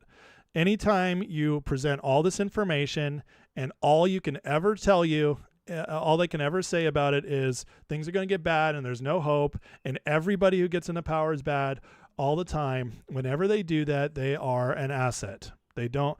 And Whitney Webb never provides hope. She never provides solutions. She only provides exposés. And what she does is she presents a bunch of information that is, you can't deny it. It's like, this is real. This is legit. She's right about this. And then she feeds in a lot of BS narratives that is just guilt by association crap. It's completely negating like real evidence and also the fact that all these people know each other. They've all bumped into each other once in a while. And she doesn't say that. She doesn't provide context. Anytime somebody doesn't provide context, they're a black pillar. They're a psyop. And Whitney Webb is a complete, total psyop. So you can't trust if people don't have solutions or how we can like move forward in something. and they can't see silver linings and hope, they're a psyoper. They just are. And sometimes they don't know it. Sometimes they just really are black-pilled. But then how can you trust somebody who's incapable of seeing truth anymore anyways? It doesn't help anything. I do think she's CIA, yeah. Let's see. Epstein and Owens are woven from the same cloth. There's a good, interesting thing there, isn't it? Starchild says, why doesn't anyone call out Bannon for working with Epstein? Well, let me show you something. Should I show you something here? Let me show you something. Just to that exact point of people calling out Bannon and Epstein, I have something I'd like you to see. Oh, here it is.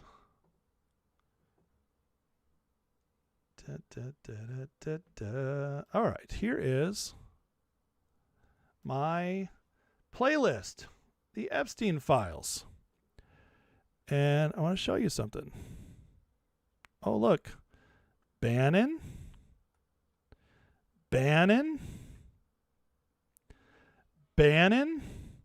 Yeah. So I don't know if there's anybody online who has done more on Steve Bannon and Epstein than I have. Just a fact. This is my Epstein files playlist. 51 videos. Yeah. So if you guys, I don't know if anybody's done more. There's probably people who've done more Epstein content than me in general. I don't think anybody's done more on Epstein with Bannon than I have. And, you can go look at this and go through it and you'll see. But I have definitely called out Bannon and done hours of content of his texts with Epstein, which are disgusting. It's, you just can't. I cannot trust Bannon anymore because of it. He's Bannon. People talk about Trump and the Epstein files. They talk about Bill Gates. Bannon has more messages directly to Epstein in the files than any other person. More than Reid Hoffman. More than Bill Gates. He contacted and talked with Epstein more than any of them. So that's pretty crazy stuff. Pretty crazy stuff. So just saying, if you guys don't know the details, go into my videos and you'll see I break it all down. I'll break it all down. It's crazy. It's crazy stuff. Bannon cannot be trusted because, first of all, he was talking to Epstein right after Trump fired him from the White House, called him Sloppy Steve, kicked him out, never let him back. So, yeah, gotta be careful. Gotta be careful with who we trust. And also the Bannon network is very, very much a big part of the psyops on Trump right now, trying to destroy his administration. Look at Rich Barris, Robert Barnes, Chung, Raheem Kassam, all the stuff they've allowed to be spread about Trump and iffy. They play the podcaster game. They just never go all in because Bannon's too smart for that. Bannon knows if he goes all in against Trump, he'll lose his entire audience. So he likes to say stuff like Trump's listening to his advisors too much, as if Trump's stupid, right? Oh, Trump's surrounded by bad advice. Again, as if Trump's stupid. Oh, by the way, Bannon's recently turned on J.D. Vance. Also, Bannon has Chatham House connections, which is MI6.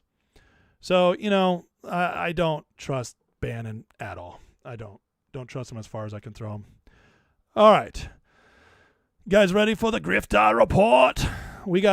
Speaking of Podcastistan and the FAGA Alliance, we need to catch up with them and see what they've been up to this weekend. Well, last week, Candace Owens announced she's going to Russia. Oh, I just want to go sightseeing. My husband wants to fish. Because that's exactly where you go sightseeing and fishing when they're in the middle of arguably the largest war since World War II. Yeah, when they're at odds with pretty much the entire Western world except for the U.S. Yeah, that's exactly where you go just to sightsee and go fishing, right? Right, Candace? Except for once Candace got there, which is the home of Alexander Dugin, by the way, once she got there, she all of a sudden showed up on a speakers list for a conference with Steve Ritter and a bunch of Russian assets. Oh, yeah, that's funny. And now she's on Russian television. But here's, she said her husband liked the fishing, but here she's being interviewed on Russian state television. Yeah. Yeah. Hi, Candace. Hi, we see you over there enjoying your Intel connections. Hope you're getting paid well. Doing the rounds, I see. I thought, so much for just sightseeing in Moscow. Yeah, hilarious stuff here. And why she's over there, it comes out. Somebody unearthed this. She's got deep connections to John Mappin. Well, John Mappin, total fraud. He is definitely one of the handler types, like a Dugin, behind the scenes, spewing out crazy narratives. He's a weirdo Scientologist who claims to be a Christian, and just like they all do, even though like they're all dealing with these weird ideologies now and trying to change what the Bible says or what basic Christianity stands for. And so we have this coming out, this exchange regarding connections with him and Epstein. Listen to this. This is very interesting. My name's I'm calling from London, UK, and I've been put through to your number, sir, by the switchboard and another person. Is it possible, if you can, to give me a call back? It's about an entry in Jeffrey Epstein's contact book, the 97-page one. A chap called John Mappin.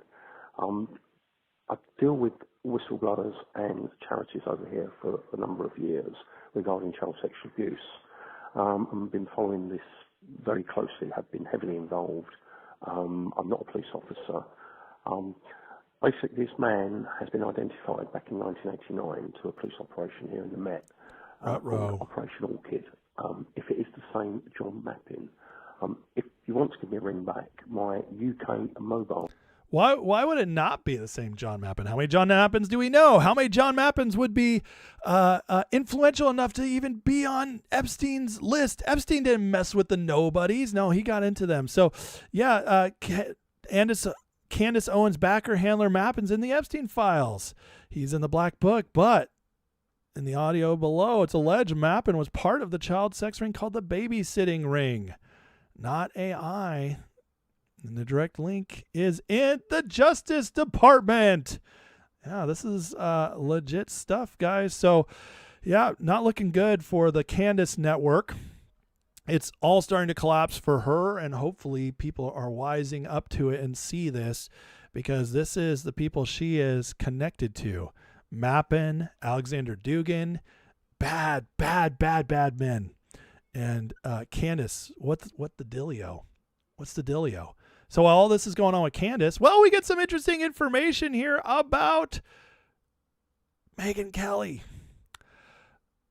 The Nick Shirley, the same guy who exposed the Minnesota fraud and the Leering Center and the billions of dollars going to fake daycare centers over there in Minneapolis, has now found out that under a paper trail, there's deposits straight into a numbered account in the Chappaquiddick Island south of Guam to Megyn Kelly.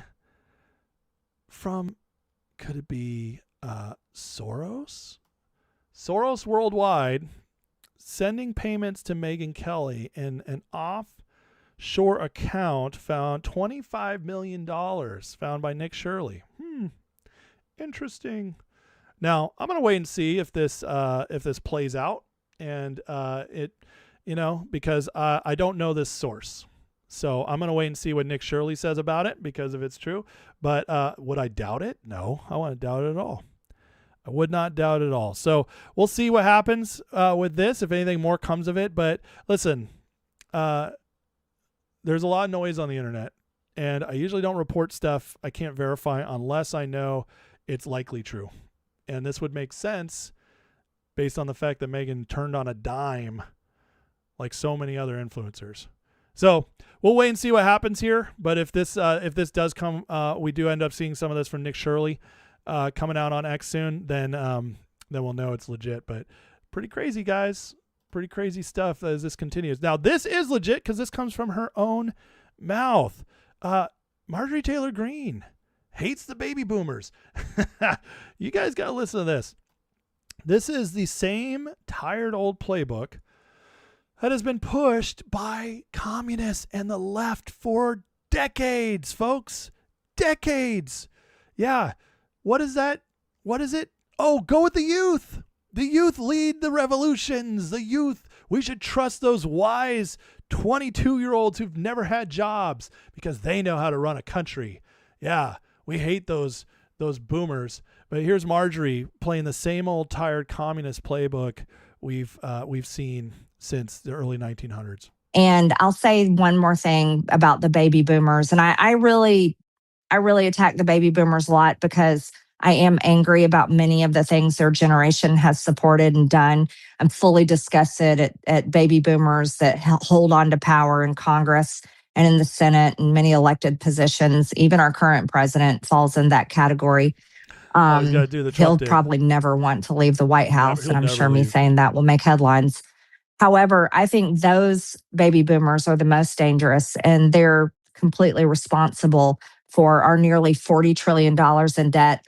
The fact that Social Security will be completely insolvent in just 6 to 7 years, and the very fact that young Americans have it much harder because our dollar is so weak.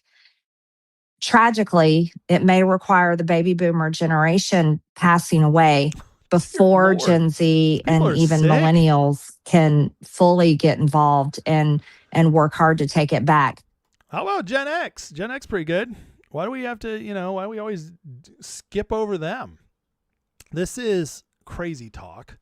And, listen, we all can have issues, with generations. All right. There are different generations we can have issues with. Everybody is screwed up and everybody's done some good things. I'll tell you right now, if it wasn't for the boomers and Gen X, we wouldn't have the Trump administration.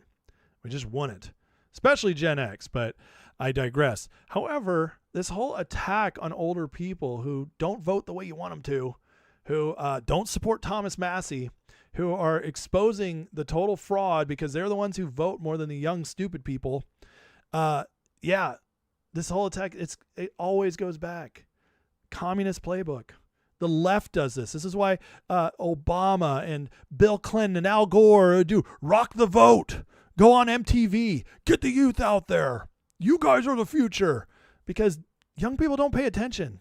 They don't know what they're talking about. They don't understand politics. 80% of them have no idea. And so that's how you can co-opt them and rush them in to win elections for you or push you over the edge. But hopefully those older people, they die off because, we just can't move forward. This is the dumbest thing ever. Again, all those people, those younger generations, Gen Z, millennials, and millennials are already happening. We all get more conservative as we grow up. And guess what? We won't be voting that much different from Gen X and boomers when we get to that age. We just won't. That's how it goes, folks. That is the facts. And every single person who has ever studied elections in America knows it's a stone cold fact that thank God for the older generations who actually understand life a little bit, who've been hit and bounced back a few times so they can make better decisions. And I'm not saying when you're so old you can barely stand up, I'm not saying we need a bunch of Joe Bidens running the place, but that sweet spot is in that age where you've learned. I mean, the founding fathers knew this is why you can't be president until you're 35 years old. And that was back in the old days when they were starting to work at 14. You were much more mature at 18 back then than you are now. life expectancy wasn't as high. You just were forced into it at a younger age. You didn't have TV and video games, so you had to read. You had to do stuff with your hands. You grew up a whole lot faster in the old days. And they still said you can't be president until you're 35. Yeah, that's wisdom right there. You can have a whole bunch of knowledge, but the only way to get wisdom is have life to pair experience with that knowledge. That makes wisdom. And young people might have knowledge, but they have no wisdom. And, but that's why they're attacking them, because they need the dummies, the people who don't understand, to vote for them. And they try to ramp them up with that. Now, these are the dummies who are still saying stuff like this. Dave Smith, this is the new push they got over Massey. If Thomas Massey runs for president 28, he could win. Here's Dave Smith saying one of the dumbest things you'll hear today. Listen. If Thomas Massey runs for president in 2028, I think he's got a really good shot to win. I'm saying that right now. I think he could win this thing. I think he is much more in line with where the voters are than anyone else who's going to be running. But even if he doesn't win, this isn't going to be something like Ron Paul or Pat Buchanan. This is going to be something on the scale of Bernie Sanders. It's going to be huge. I think that would really be the best thing I can imagine for the country. Can I tell you something, Dave? Since you obviously have been paying attention to politics for about 6 months, and you really should stick to the comedy, even though you're almost as bad at that as your political takes. Let me tell you something. If Massey had the opportunity to be on Bernie Sanders level, well, I'll tell you something different about Bernie Sanders. He's stayed a senator for years. He keeps winning his elections. That's something Massey couldn't do. Or Ron Paul. Guess what? Ron Paul was a House member for decades. He kept winning elections. Thomas Massey couldn't even win his district. And he's going to start a movement? This is hilarious. They believe that if they keep speaking it into existence, it'll somehow miraculously happen. But the cope is out of this world, guys. It's out of this world, and Massey is not going to do anything. First of all, he wouldn't get through the primaries with 5% of the vote, and then if he goes independent in the general election, he'll get like 1 or 2%. He'll be the typical libertarian, and I kind of want him to run so that they can just make such an example of how stupid these people are, so they are never paid attention to again. Of all people, Trump gets it, as he posted this weekend. Getting loser, we're going losing. So funny. He gets it. We got Boebert, MTG, Massey, Tucker, Candace. So funny, man. Getting loser, we're going losing. This is the future of the faggot group. They're so exposed at this point. They're so pathetic. They have nothing left. They're going to these tired tropes. Massey will be president, or kill the boomers. It just shows you how pathetic these people are. And Trump is just outright mocking them. You know why? Because when somebody's not a threat, but they think they are, it's cute. So you mock them, right? And the number one thing these people hate more than anything else is not being taken seriously. They want so bad to believe they matter, and yet they just don't matter at all. They don't. They've completely lost, despite the fact they have viewers and they get paid boatloads of money. They're all in this little bubble where they think they matter, and they just don't. So, but Trump is making sure we know it for sure. I love it, man. It makes me laugh so much. All right. Okay, guys, hit that like and subscribe. I got one little thing I want to do left here. And I want to get into a history here and show you guys. Because, again, I'm a very optimistic person. Very optimistic. And I'm very excited about the future. Even the near future. I'm very excited about it. I think we're heading in a very good place. And what I see just continues to fuel that for me. And yet I'm surrounded by all these ideas that just don't see that as well. And so I'm going to take you guys on a little journey here in a couple minutes of work as things I've seen that have got me to this place where I just don't doom anymore. So, but we'll talk about that in a minute. Let me take a second, get in the chat again, guys. If you want to support the channel, please get in the description, click that Patreon link, and you can join the channel for free. It's absolutely free for your first month. Get into the Discord, check out the members only content, become a part of it. We'd love to have you. And it's a way you can support the channel for just a few bucks a month if you decide to stay. I tried to make it valuable enough for you to so you get something out of it in return for the support. But also, you can always send a super chat, or just if you want to get my attention, tag me so we can talk. I can address your questions or comments. But Owens is scheduled to appear along Russian government officials and Dugin himself. Really? Is that coming up tonight? Oh, that's going to be interesting. I bet you there'll be video of that. That'd be crazy to see Candace and Dugin together. We've already seen it with a few of them, especially Tucker. Tucker's the big one. I think Massey may be done. He had a knee-jerk reaction after his life. He's done. He's not the winner they think he is, and that just tells you how weak this whole podcast group is, man. They got nothing. They have nothing. IFV33 says the UK protected Karl Marx, utilized him as an asset, and later blamed international Jews for the Bolshevik Revolution to conceal their involvement. That is actually very true. There's a great book on that by Richard Poe that says how England or UK, I can't remember, British, I think it's that, how the British invented communism and blamed it on the Jews, something like that. Yeah, so crazy. Rocco says these sad people think they have real influence. Polls say nobody gives a F what Dave Smith and Nick F says. They're pretty much they're pretty much nobody's in the voters' eyes. 100% true. Absolutely true.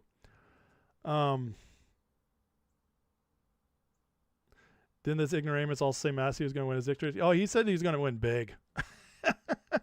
And now he's blaming it on money, which everybody who pays attention to politics knows money does not win you elections. It just doesn't.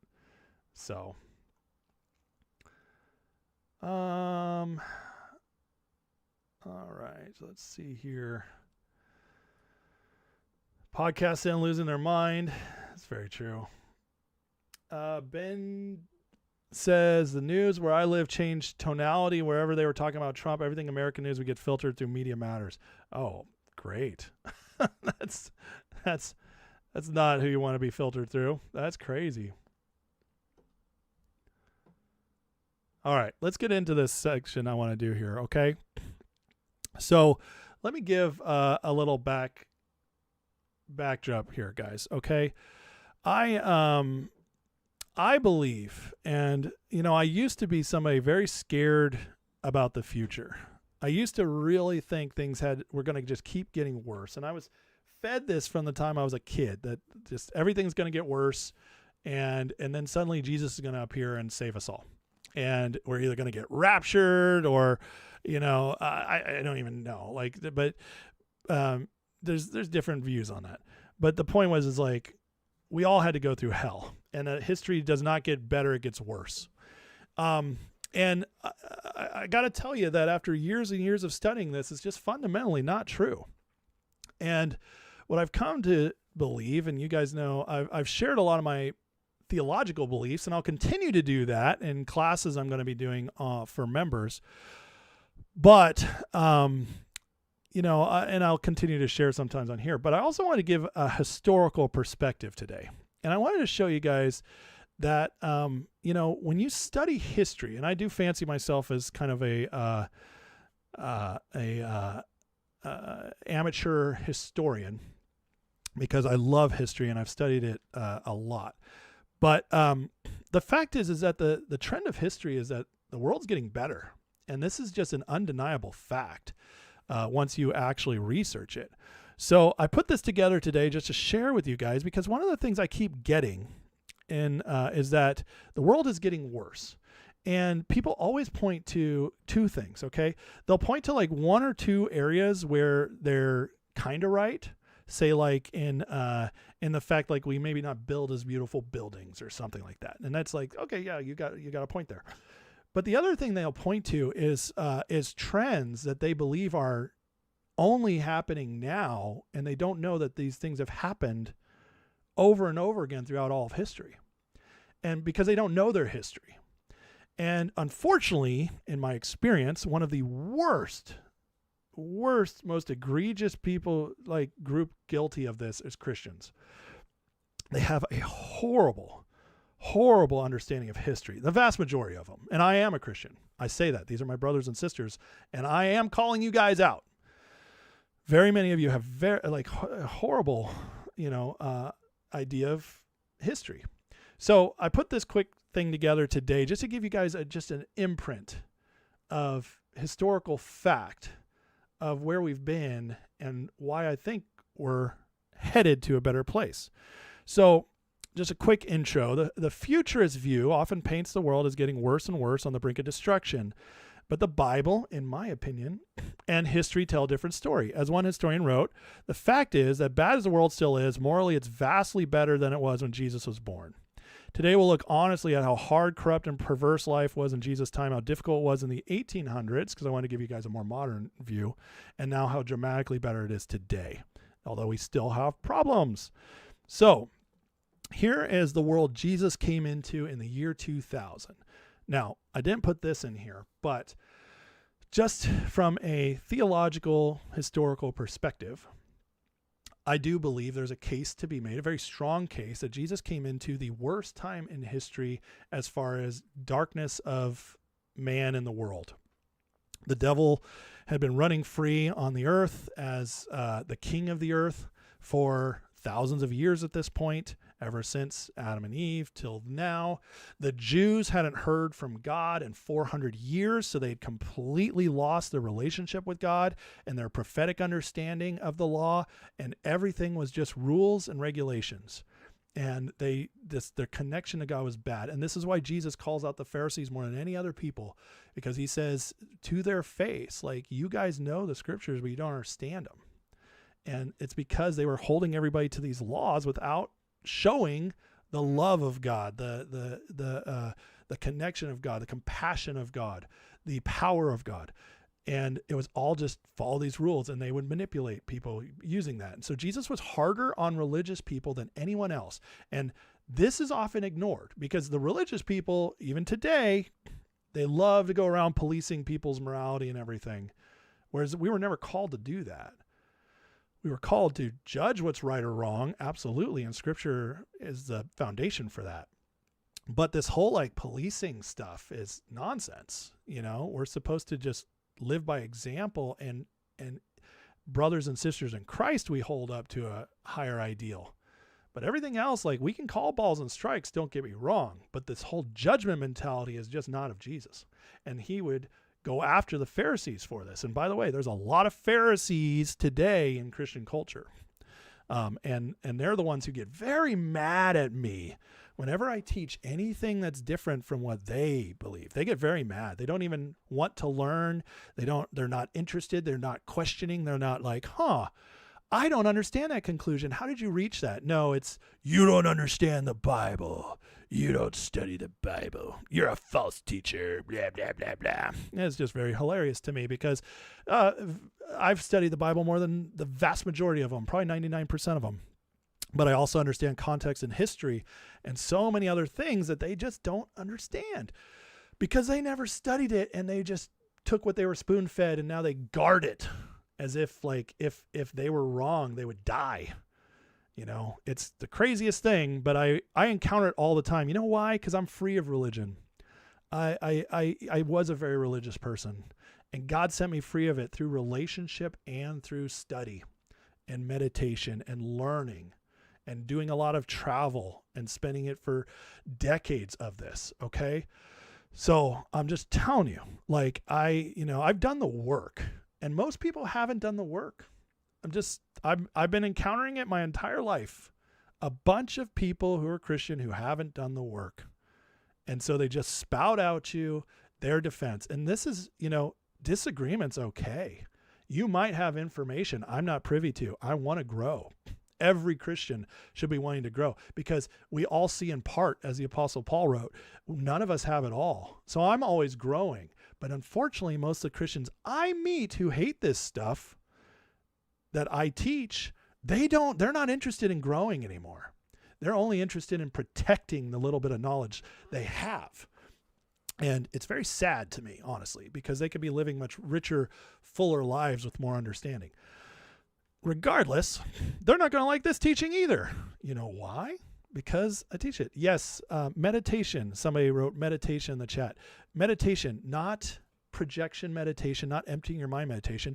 Biblical meditation that David spoke of and Paul speaks of. Meditating on the Word of God and understanding it, filling my mind with godly things. That is meditation, and it's biblical. Go look it up. Anyways, so yes, through all this stuff, I've come to different conclusions. And one of those things is actually understanding history. And in understanding history, Jesus came into this time, which I do believe is the darkest time in history. And listen to why. Remember, when Jesus came into the world, the Jews were the only ones who had the real God. They were the only ones who knew about the real God. Understand?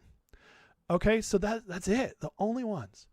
And yet their culture was collapsing and they were completely lost, even though they had the knowledge and the law. And so there was no light, because the Jews were supposed to be the light and they were failing. There wasn't this Christian country over here and this Christian group over here. That didn't exist when Jesus came into the world. There was only the Jews, and the Jews had gone dark. Listen to this. In this world, at the time of Jesus, it was brutal, corrupt, and deeply perverse. This was a world where might made right, life was cheap, and moral compromise was common, even among God's people under foreign rule. Moral depravity back then. People talk about, we're so much more immoral than we are here today. We're the most immoral we've ever been. Oh yeah? Well, look at this. Look how immoral they were back then. All right. In Italy, approximately, which is the Roman Empire, the hub of it, approximately 40% of population consisted of slaves. Homosexuality was commonplace throughout the empire, especially between master and slave. Prostitution was legal, taxed, and everywhere. Brothels, street workers, male prostitutes, same-sex acts, especially pederasty, were normalized for free Roman men. Temple prostitution and fertility cults added religious cover. Public art and literature celebrated openly. That's pornography, folks. Most Romans and Greeks worshiped many gods. This was the world Jesus was born into, because Israel was under Roman rule. All this stuff was way worse than it is today. Way worse than in any Christianized society, any Western society. The only place even close to as openly bad as this is some Asian societies and Muslim societies. In Jewish society in Israel, the Torah gave a higher moral standard, condemning homosexuality, prostitution, adultery, and sexual immorality. Yet reality was messier. Hellenistic cultural pressure and economic desperation led to compromise. Prostitution existed in Jewish culture. Religious leaders faced Jesus' sharp critique for hypocrisy, legalism, greed, and exploiting the poor and widows. Corruption was rampant. Heavy Roman and temple taxes crushed peasant families, leading to debt, land loss, and destitution. Poverty was widespread. Many lived as subsistence farmers or day laborers, with banditry common.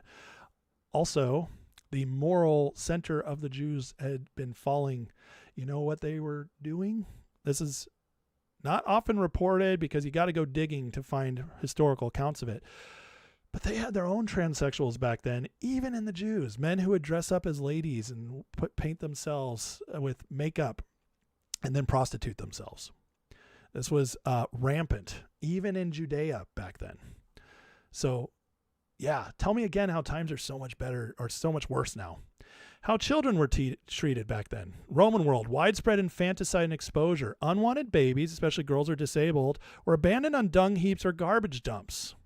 30 to 50% infant mortality, child labor, sexual exploitation, no protected childhood. Children were not treated well back then. In fact, Jesus told his disciples, "Let the children come to me," and they were shocked.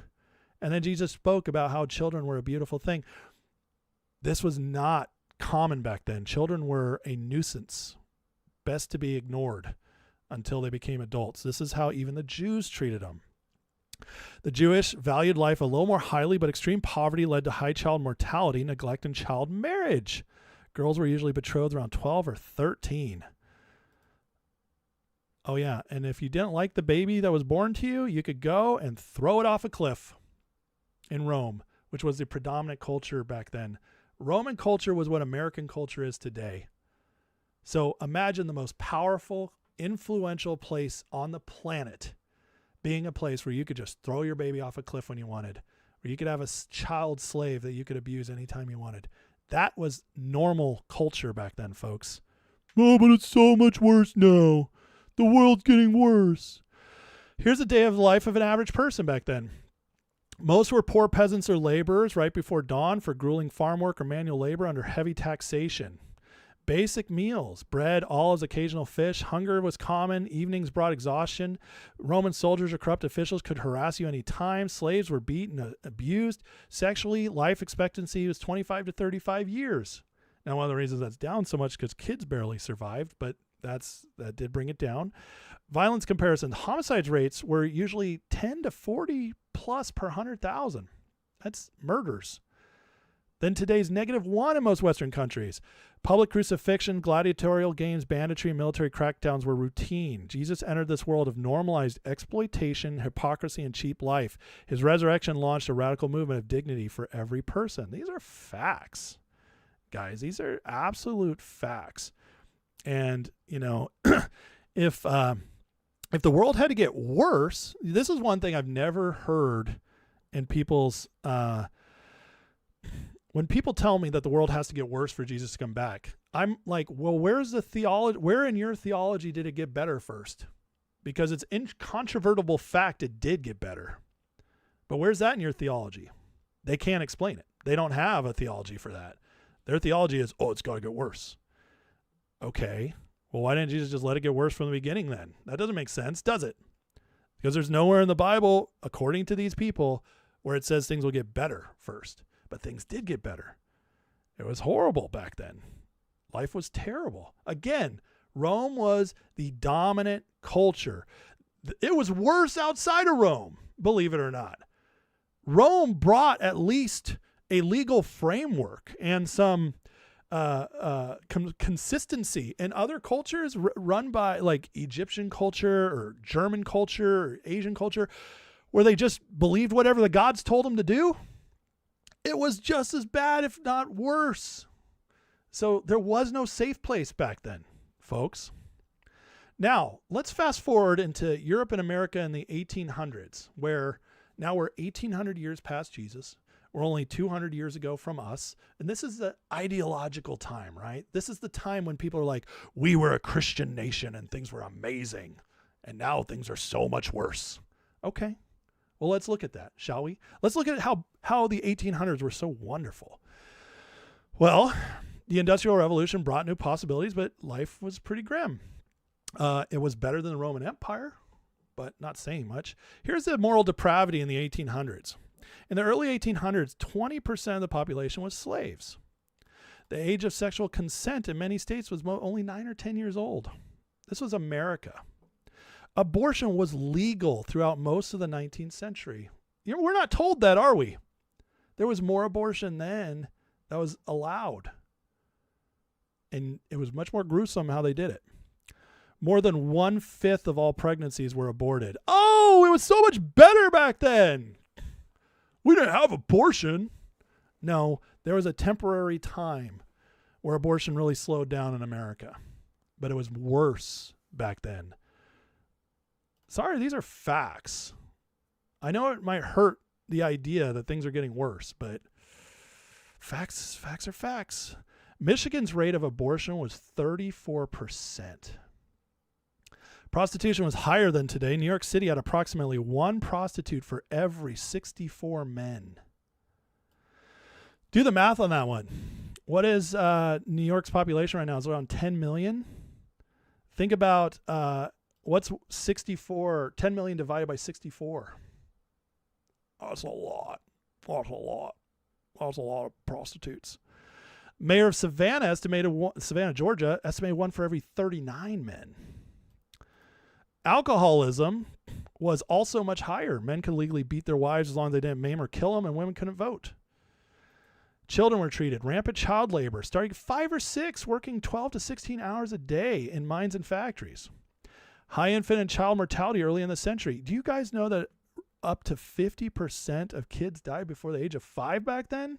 Up to 50%. Oh, it's so much better, though. It was so much better back then. A short day in the life of an average person, factory worker or poor family. You would rise in darkness for 12 to 18-hour shifts in dangerous, polluted conditions, basic meals, overcrowded, filthy housing, exhaustion. Farmers faced similar hardship. Life expectancy was still low, 30 to 40 years. And now, again, this is brought down. If you survive past 5, you could live till about 60, 70 years old. Yeah, lots of people did. But the first 5 years, almost 50% died. Comparison, homicide rates were higher there, although declining.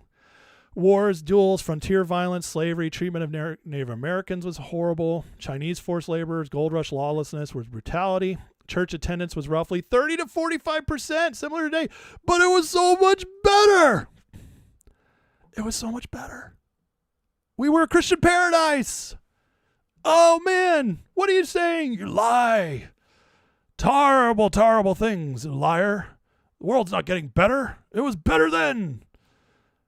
It was a great, amazing time. No, sorry. Just sorry, folks. Facts are facts. But Christian reformers were driven by biblical convictions about dignity and justice. They fought slavery, child labor, and exploitation. Now, let's look at today, shall we?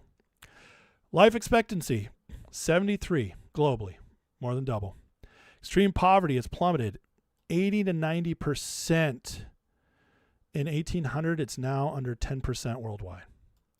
Literacy, rights, medicine, reduced violence show massive gains. Homicide rates in the West have dropped dramatically. We have problems. Wars, inequality, polarization, mental health crisis, family breakdown, pornography, cultural shifts. Some social cohesion metrics are worse. Some since the 50s, but not since the 1800s, not since the 1600s. These things can go in waves, but the wave is like this. It's like a graph, right? Up, down a little bit, up, down a little bit, up. Like that's how it goes. Perspective on trials. Despite today's struggles, there have always been trials: war, moral decay, corruption, poverty, disease, family issues, and persecution. Difference is long-term trend. Over 2,000 years, the gospel's emphasis on every person's inherent dignity has slowly reshaped laws, culture, science, and compassion. Look at our persecution. The absolute numbers of Christians persecuted is higher than ever. 388 million. That's horrible. Thousands are killed yearly, but 388 million live under tough laws. But a percentage of total Christians, which is between 2.4 to 2.6 billion, is at an all-time low. In the Roman era, Christians were a tiny persecuted minority. Risk was often existential. Church grew despite it then and continues to grow despite higher raw numbers today because the global body of Christ is larger. It's getting better. That is a lot of Christians under persecution, but it's a fraction of what it was. It used to be 100%. Now it's 20%. Still terrible. Still got a lot of work to do, but the trend is undeniable. It's getting better. Over the past 2,000 years, here's how Christianity has grown. A handful after resurrection grew to several million by 300 AD and became the dominant faith of the empire. From 200 million in 1800, it's reached 2.4 to 2.6 billion today, 31 to 32% of the world population. That's Christians, guys. 1/3. No one else is close. Muslims, I think, are at 2 billion. That's still quite a ways behind us, and we're growing faster. Center has shifted to the global south where growth remains fastest. So the world is still broken. We face real trials, as every generation has, but the 2,000-year arc launched by Jesus' resurrection shows clear progress in dignity, health, rights, and reduced brutality, and the momentum continues. Christianity is rapidly growing. More than 200,000 people a day become born-again Christians. In China, 29,000. South America, more than 35,000 a day. That's more than 1 million new Christians a week. Tiny Sea Planet Israel has grown to more than 2 billion Christians. Largest and most influential bloc of humanity on earth. Technology and economic growth are pulling more people out of poverty daily. Harmful ideologies like communism or low fertility secular worldviews are not reproducing at replacement rates, but religious families are having higher birth rates. They're dying off. The bad people are dying off. It's getting better. This demographic reality quietly shifts the future towards values that emphasize life, family, and dignity. Setbacks will come like always. But by every objective long-term measure, life expectancy, poverty, violence, rights, and spread of the gospel, the direction is upward. Resurrection didn't just promise heaven and unleash hope and power. It keeps making this world better, one generation at a time. Jesus Christ is Lord. Kingdom of God's advancing. Are things getting better? Yes, but there's a lot of work to do. Guys, this is why I'm hopeful. Here's an idea of the demographics. Look at this. Conservatives have a fertility rate of 2, and the left under 1. 80% of kids have conservative parents and stay conservative. White America will be very right-wing after a few generations. We're witnessing is a genetic threshing event, a bottleneck in which the anti-nature, anti-God left is slowly breeding itself out of existence. So long as the mass migration problem is held off for a generation or so, at which point this bottleneck will have already changed the electorate substantially. Many of our present problems will no longer be problems. And indeed, the cascading effects, I had this little off shape. Cascading benefits of having reshaped the electorate through fertility will make what problems related to race, immigration, and so on no longer problems. Man. Crazy, guys. Crazy stuff. It's getting better in our economy. Manufacturing numbers just came in. Blowing away expectations. New orders way up. Prices paid lower. Employment up. Kevin Hassett. Real wages are up. $3,000.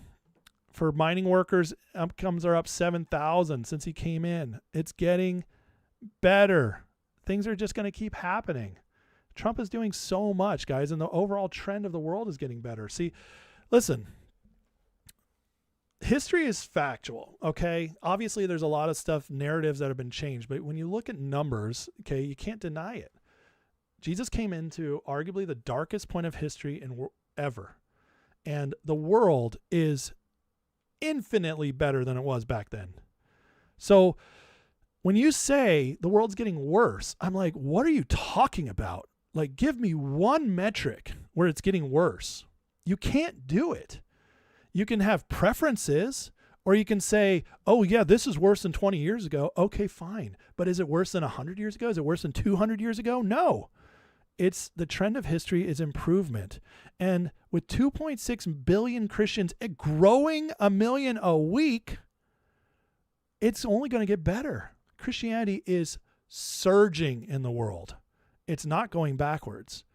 And everybody having to give me this doomer argument how the world's getting worse, they ultimately have to make the claim that Christianity is disappearing. But I'm sorry, facts disagree with you. The world's getting better. The other day, somebody came at me and said, well, sure, it might be getting better for you, but what about third world countries? And I'm like, yeah, those too. Because 300 years ago, we were a third world country. Guess what? We got better.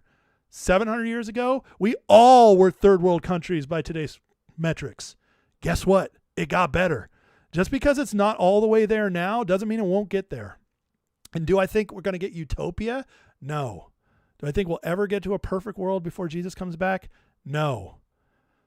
But what we will do, and what history proves beyond any shadow of a doubt, is that the world will keep getting better until we go so far we can't do anymore. And then Jesus will come back and finish the job. Sorry, folks. Dems are facts. And there's literally no argument that can be made against it. I'm sorry. I've read them all. But if you have one, give me a shot. I'm always interested. All right. I hope you guys learned something today. You guys are amazing. Thanks for taking your time with me today. I would love to get into the comments and see some of the stuff on this before I go. But please hit that like, hit that subscribe, and thank you guys for watching. Let's see. Sav Smile says they're talking about not being able to buy a home on one income and the high cost of health insurance. Okay, fair.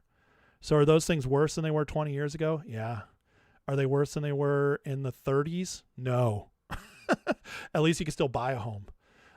So again, it's all about context. It's all about the broader scope of history. World is obviously not getting worse. Social media has made it more visible. Well, social media and the news, all media has made it more visible, and it's inundated us. Whereas it used to be, you just lived your life, right? And the only news you got was what people told you.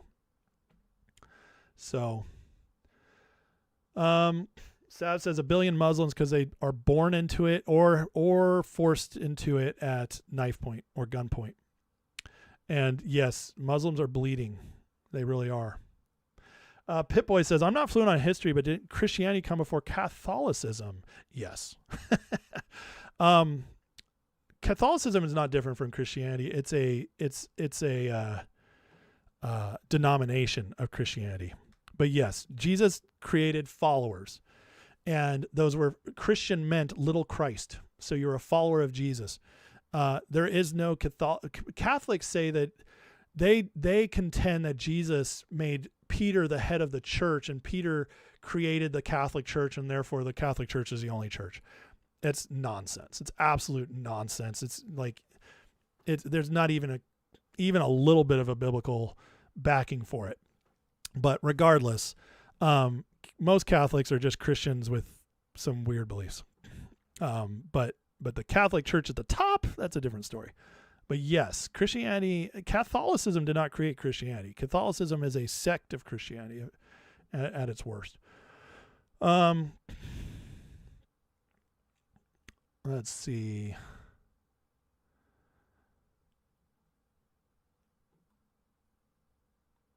Let's see here. Kat says a lot of improvements we see in these numbers had to do with the spread of Christianity. 100%. It can be directly attributed to that. The value of life, the idea that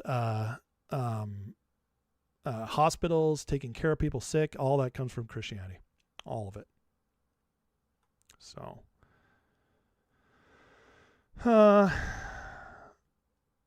Nunya says Revelation doesn't scare me. There'll be an Antichrist. No, none of that's true. Well, you can believe that. You can believe that's what the Bible says. I don't. But anyways, but I think it's pretty clear the world's not getting worse. Let me just make that I think it's pretty clear. All right.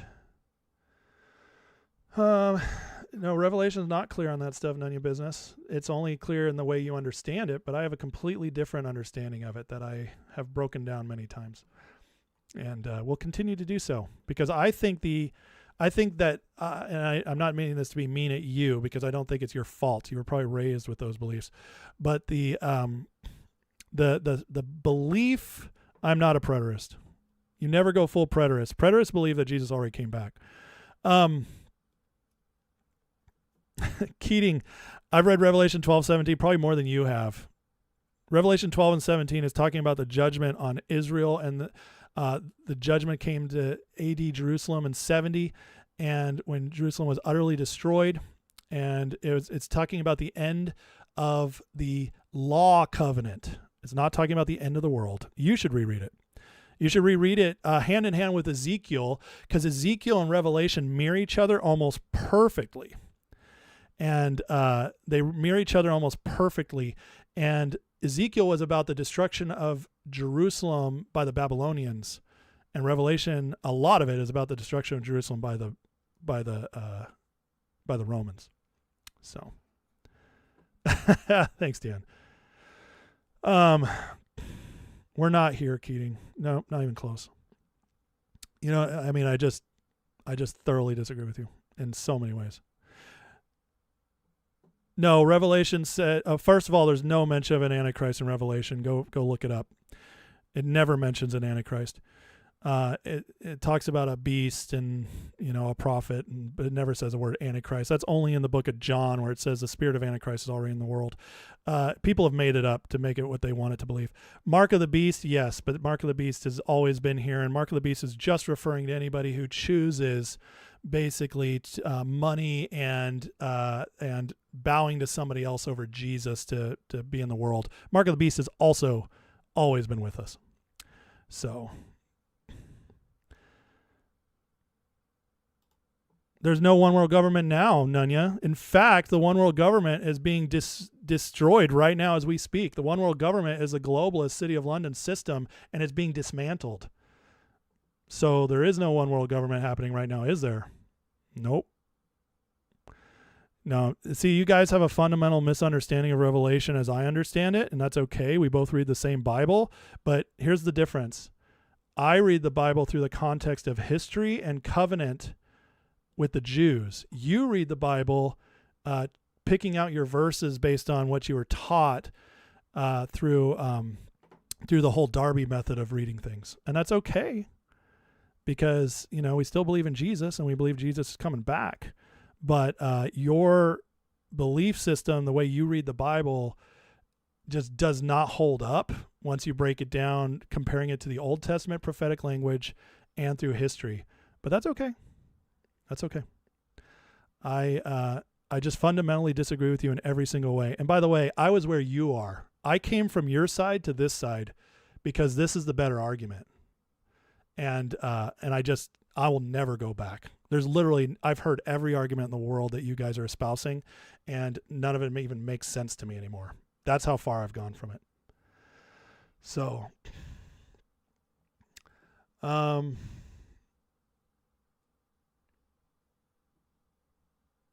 let's see. Yeah, the globalists are over. Yeah, the one world government thing is going away, which, by the way, goes all the way back to Babel. That was the first one world government. And what Revelation is talking about is a system of one world government they're trying to get by. So anyways, all right, guys. Well, I got to head out. I got stuff to do. But we can continue arguing this, especially in the members site. And I believe everything the Bible says, Keating. I believe the Bible is word for word inspired by God. Every word, every stinking word of it is. And I believe every word of the Bible is God inspired. I just interpret it differently than you. So, all right. Love you guys. And have a great, blessed day. And as for the Christians who disagree with me, God bless you. We can all agree with Jesus, but I'm right and you're wrong. And I'm going to prove it to you over time, because I have the arguments much better on my side. And I know, because I did it the hard way, because I was where you guys are. Anyways, but I love you anyways. Have a great, blessed day, guys. Let's pray and get out of here. So, Heavenly Father, thank you. Well, hold on a second. Reality's going to smash me soon. Guess what, Nunya? I've been hearing that my entire life. I was told the world was going to end in the 80s. I was told it was going to end in the 90s. I was told it was going to end in 2006 in the Israel war then. And guess what? You guys have always been wrong. You're always going to be wrong, because the way you read the Bible is wrong. I'm sorry, it's just a fact. But anyways, love you guys. Let's pray. Heavenly Father, thank you for all you do. Bless these people who are wrong in the chat. I pray you open their eyes to real discernment, and God, what you're actually doing in the world, which is beautiful, amazing, and your goodness is spreading. The increase of your government has no end, like in Isaiah 60. There is no retreat. It only keeps growing. And we're going to see that, God, until you come and finish the job. Lord, bless our president. God, I pray for him, Lord, for protection, for wisdom and courage in every situation. And Lord, pray for our country, for peace, prosperity, and justice like never before. God, we call forth a golden age in Jesus' name. And Lord, that we, just like in Proverbs, it says, leave a better inheritance to your kids. We're a good man does that. And we are going to leave a better country to our kids, grandkids, and great-grandkids. In Jesus' name, amen. Bless you guys. Have a great day, and I'll talk to you tomorrow. See ya.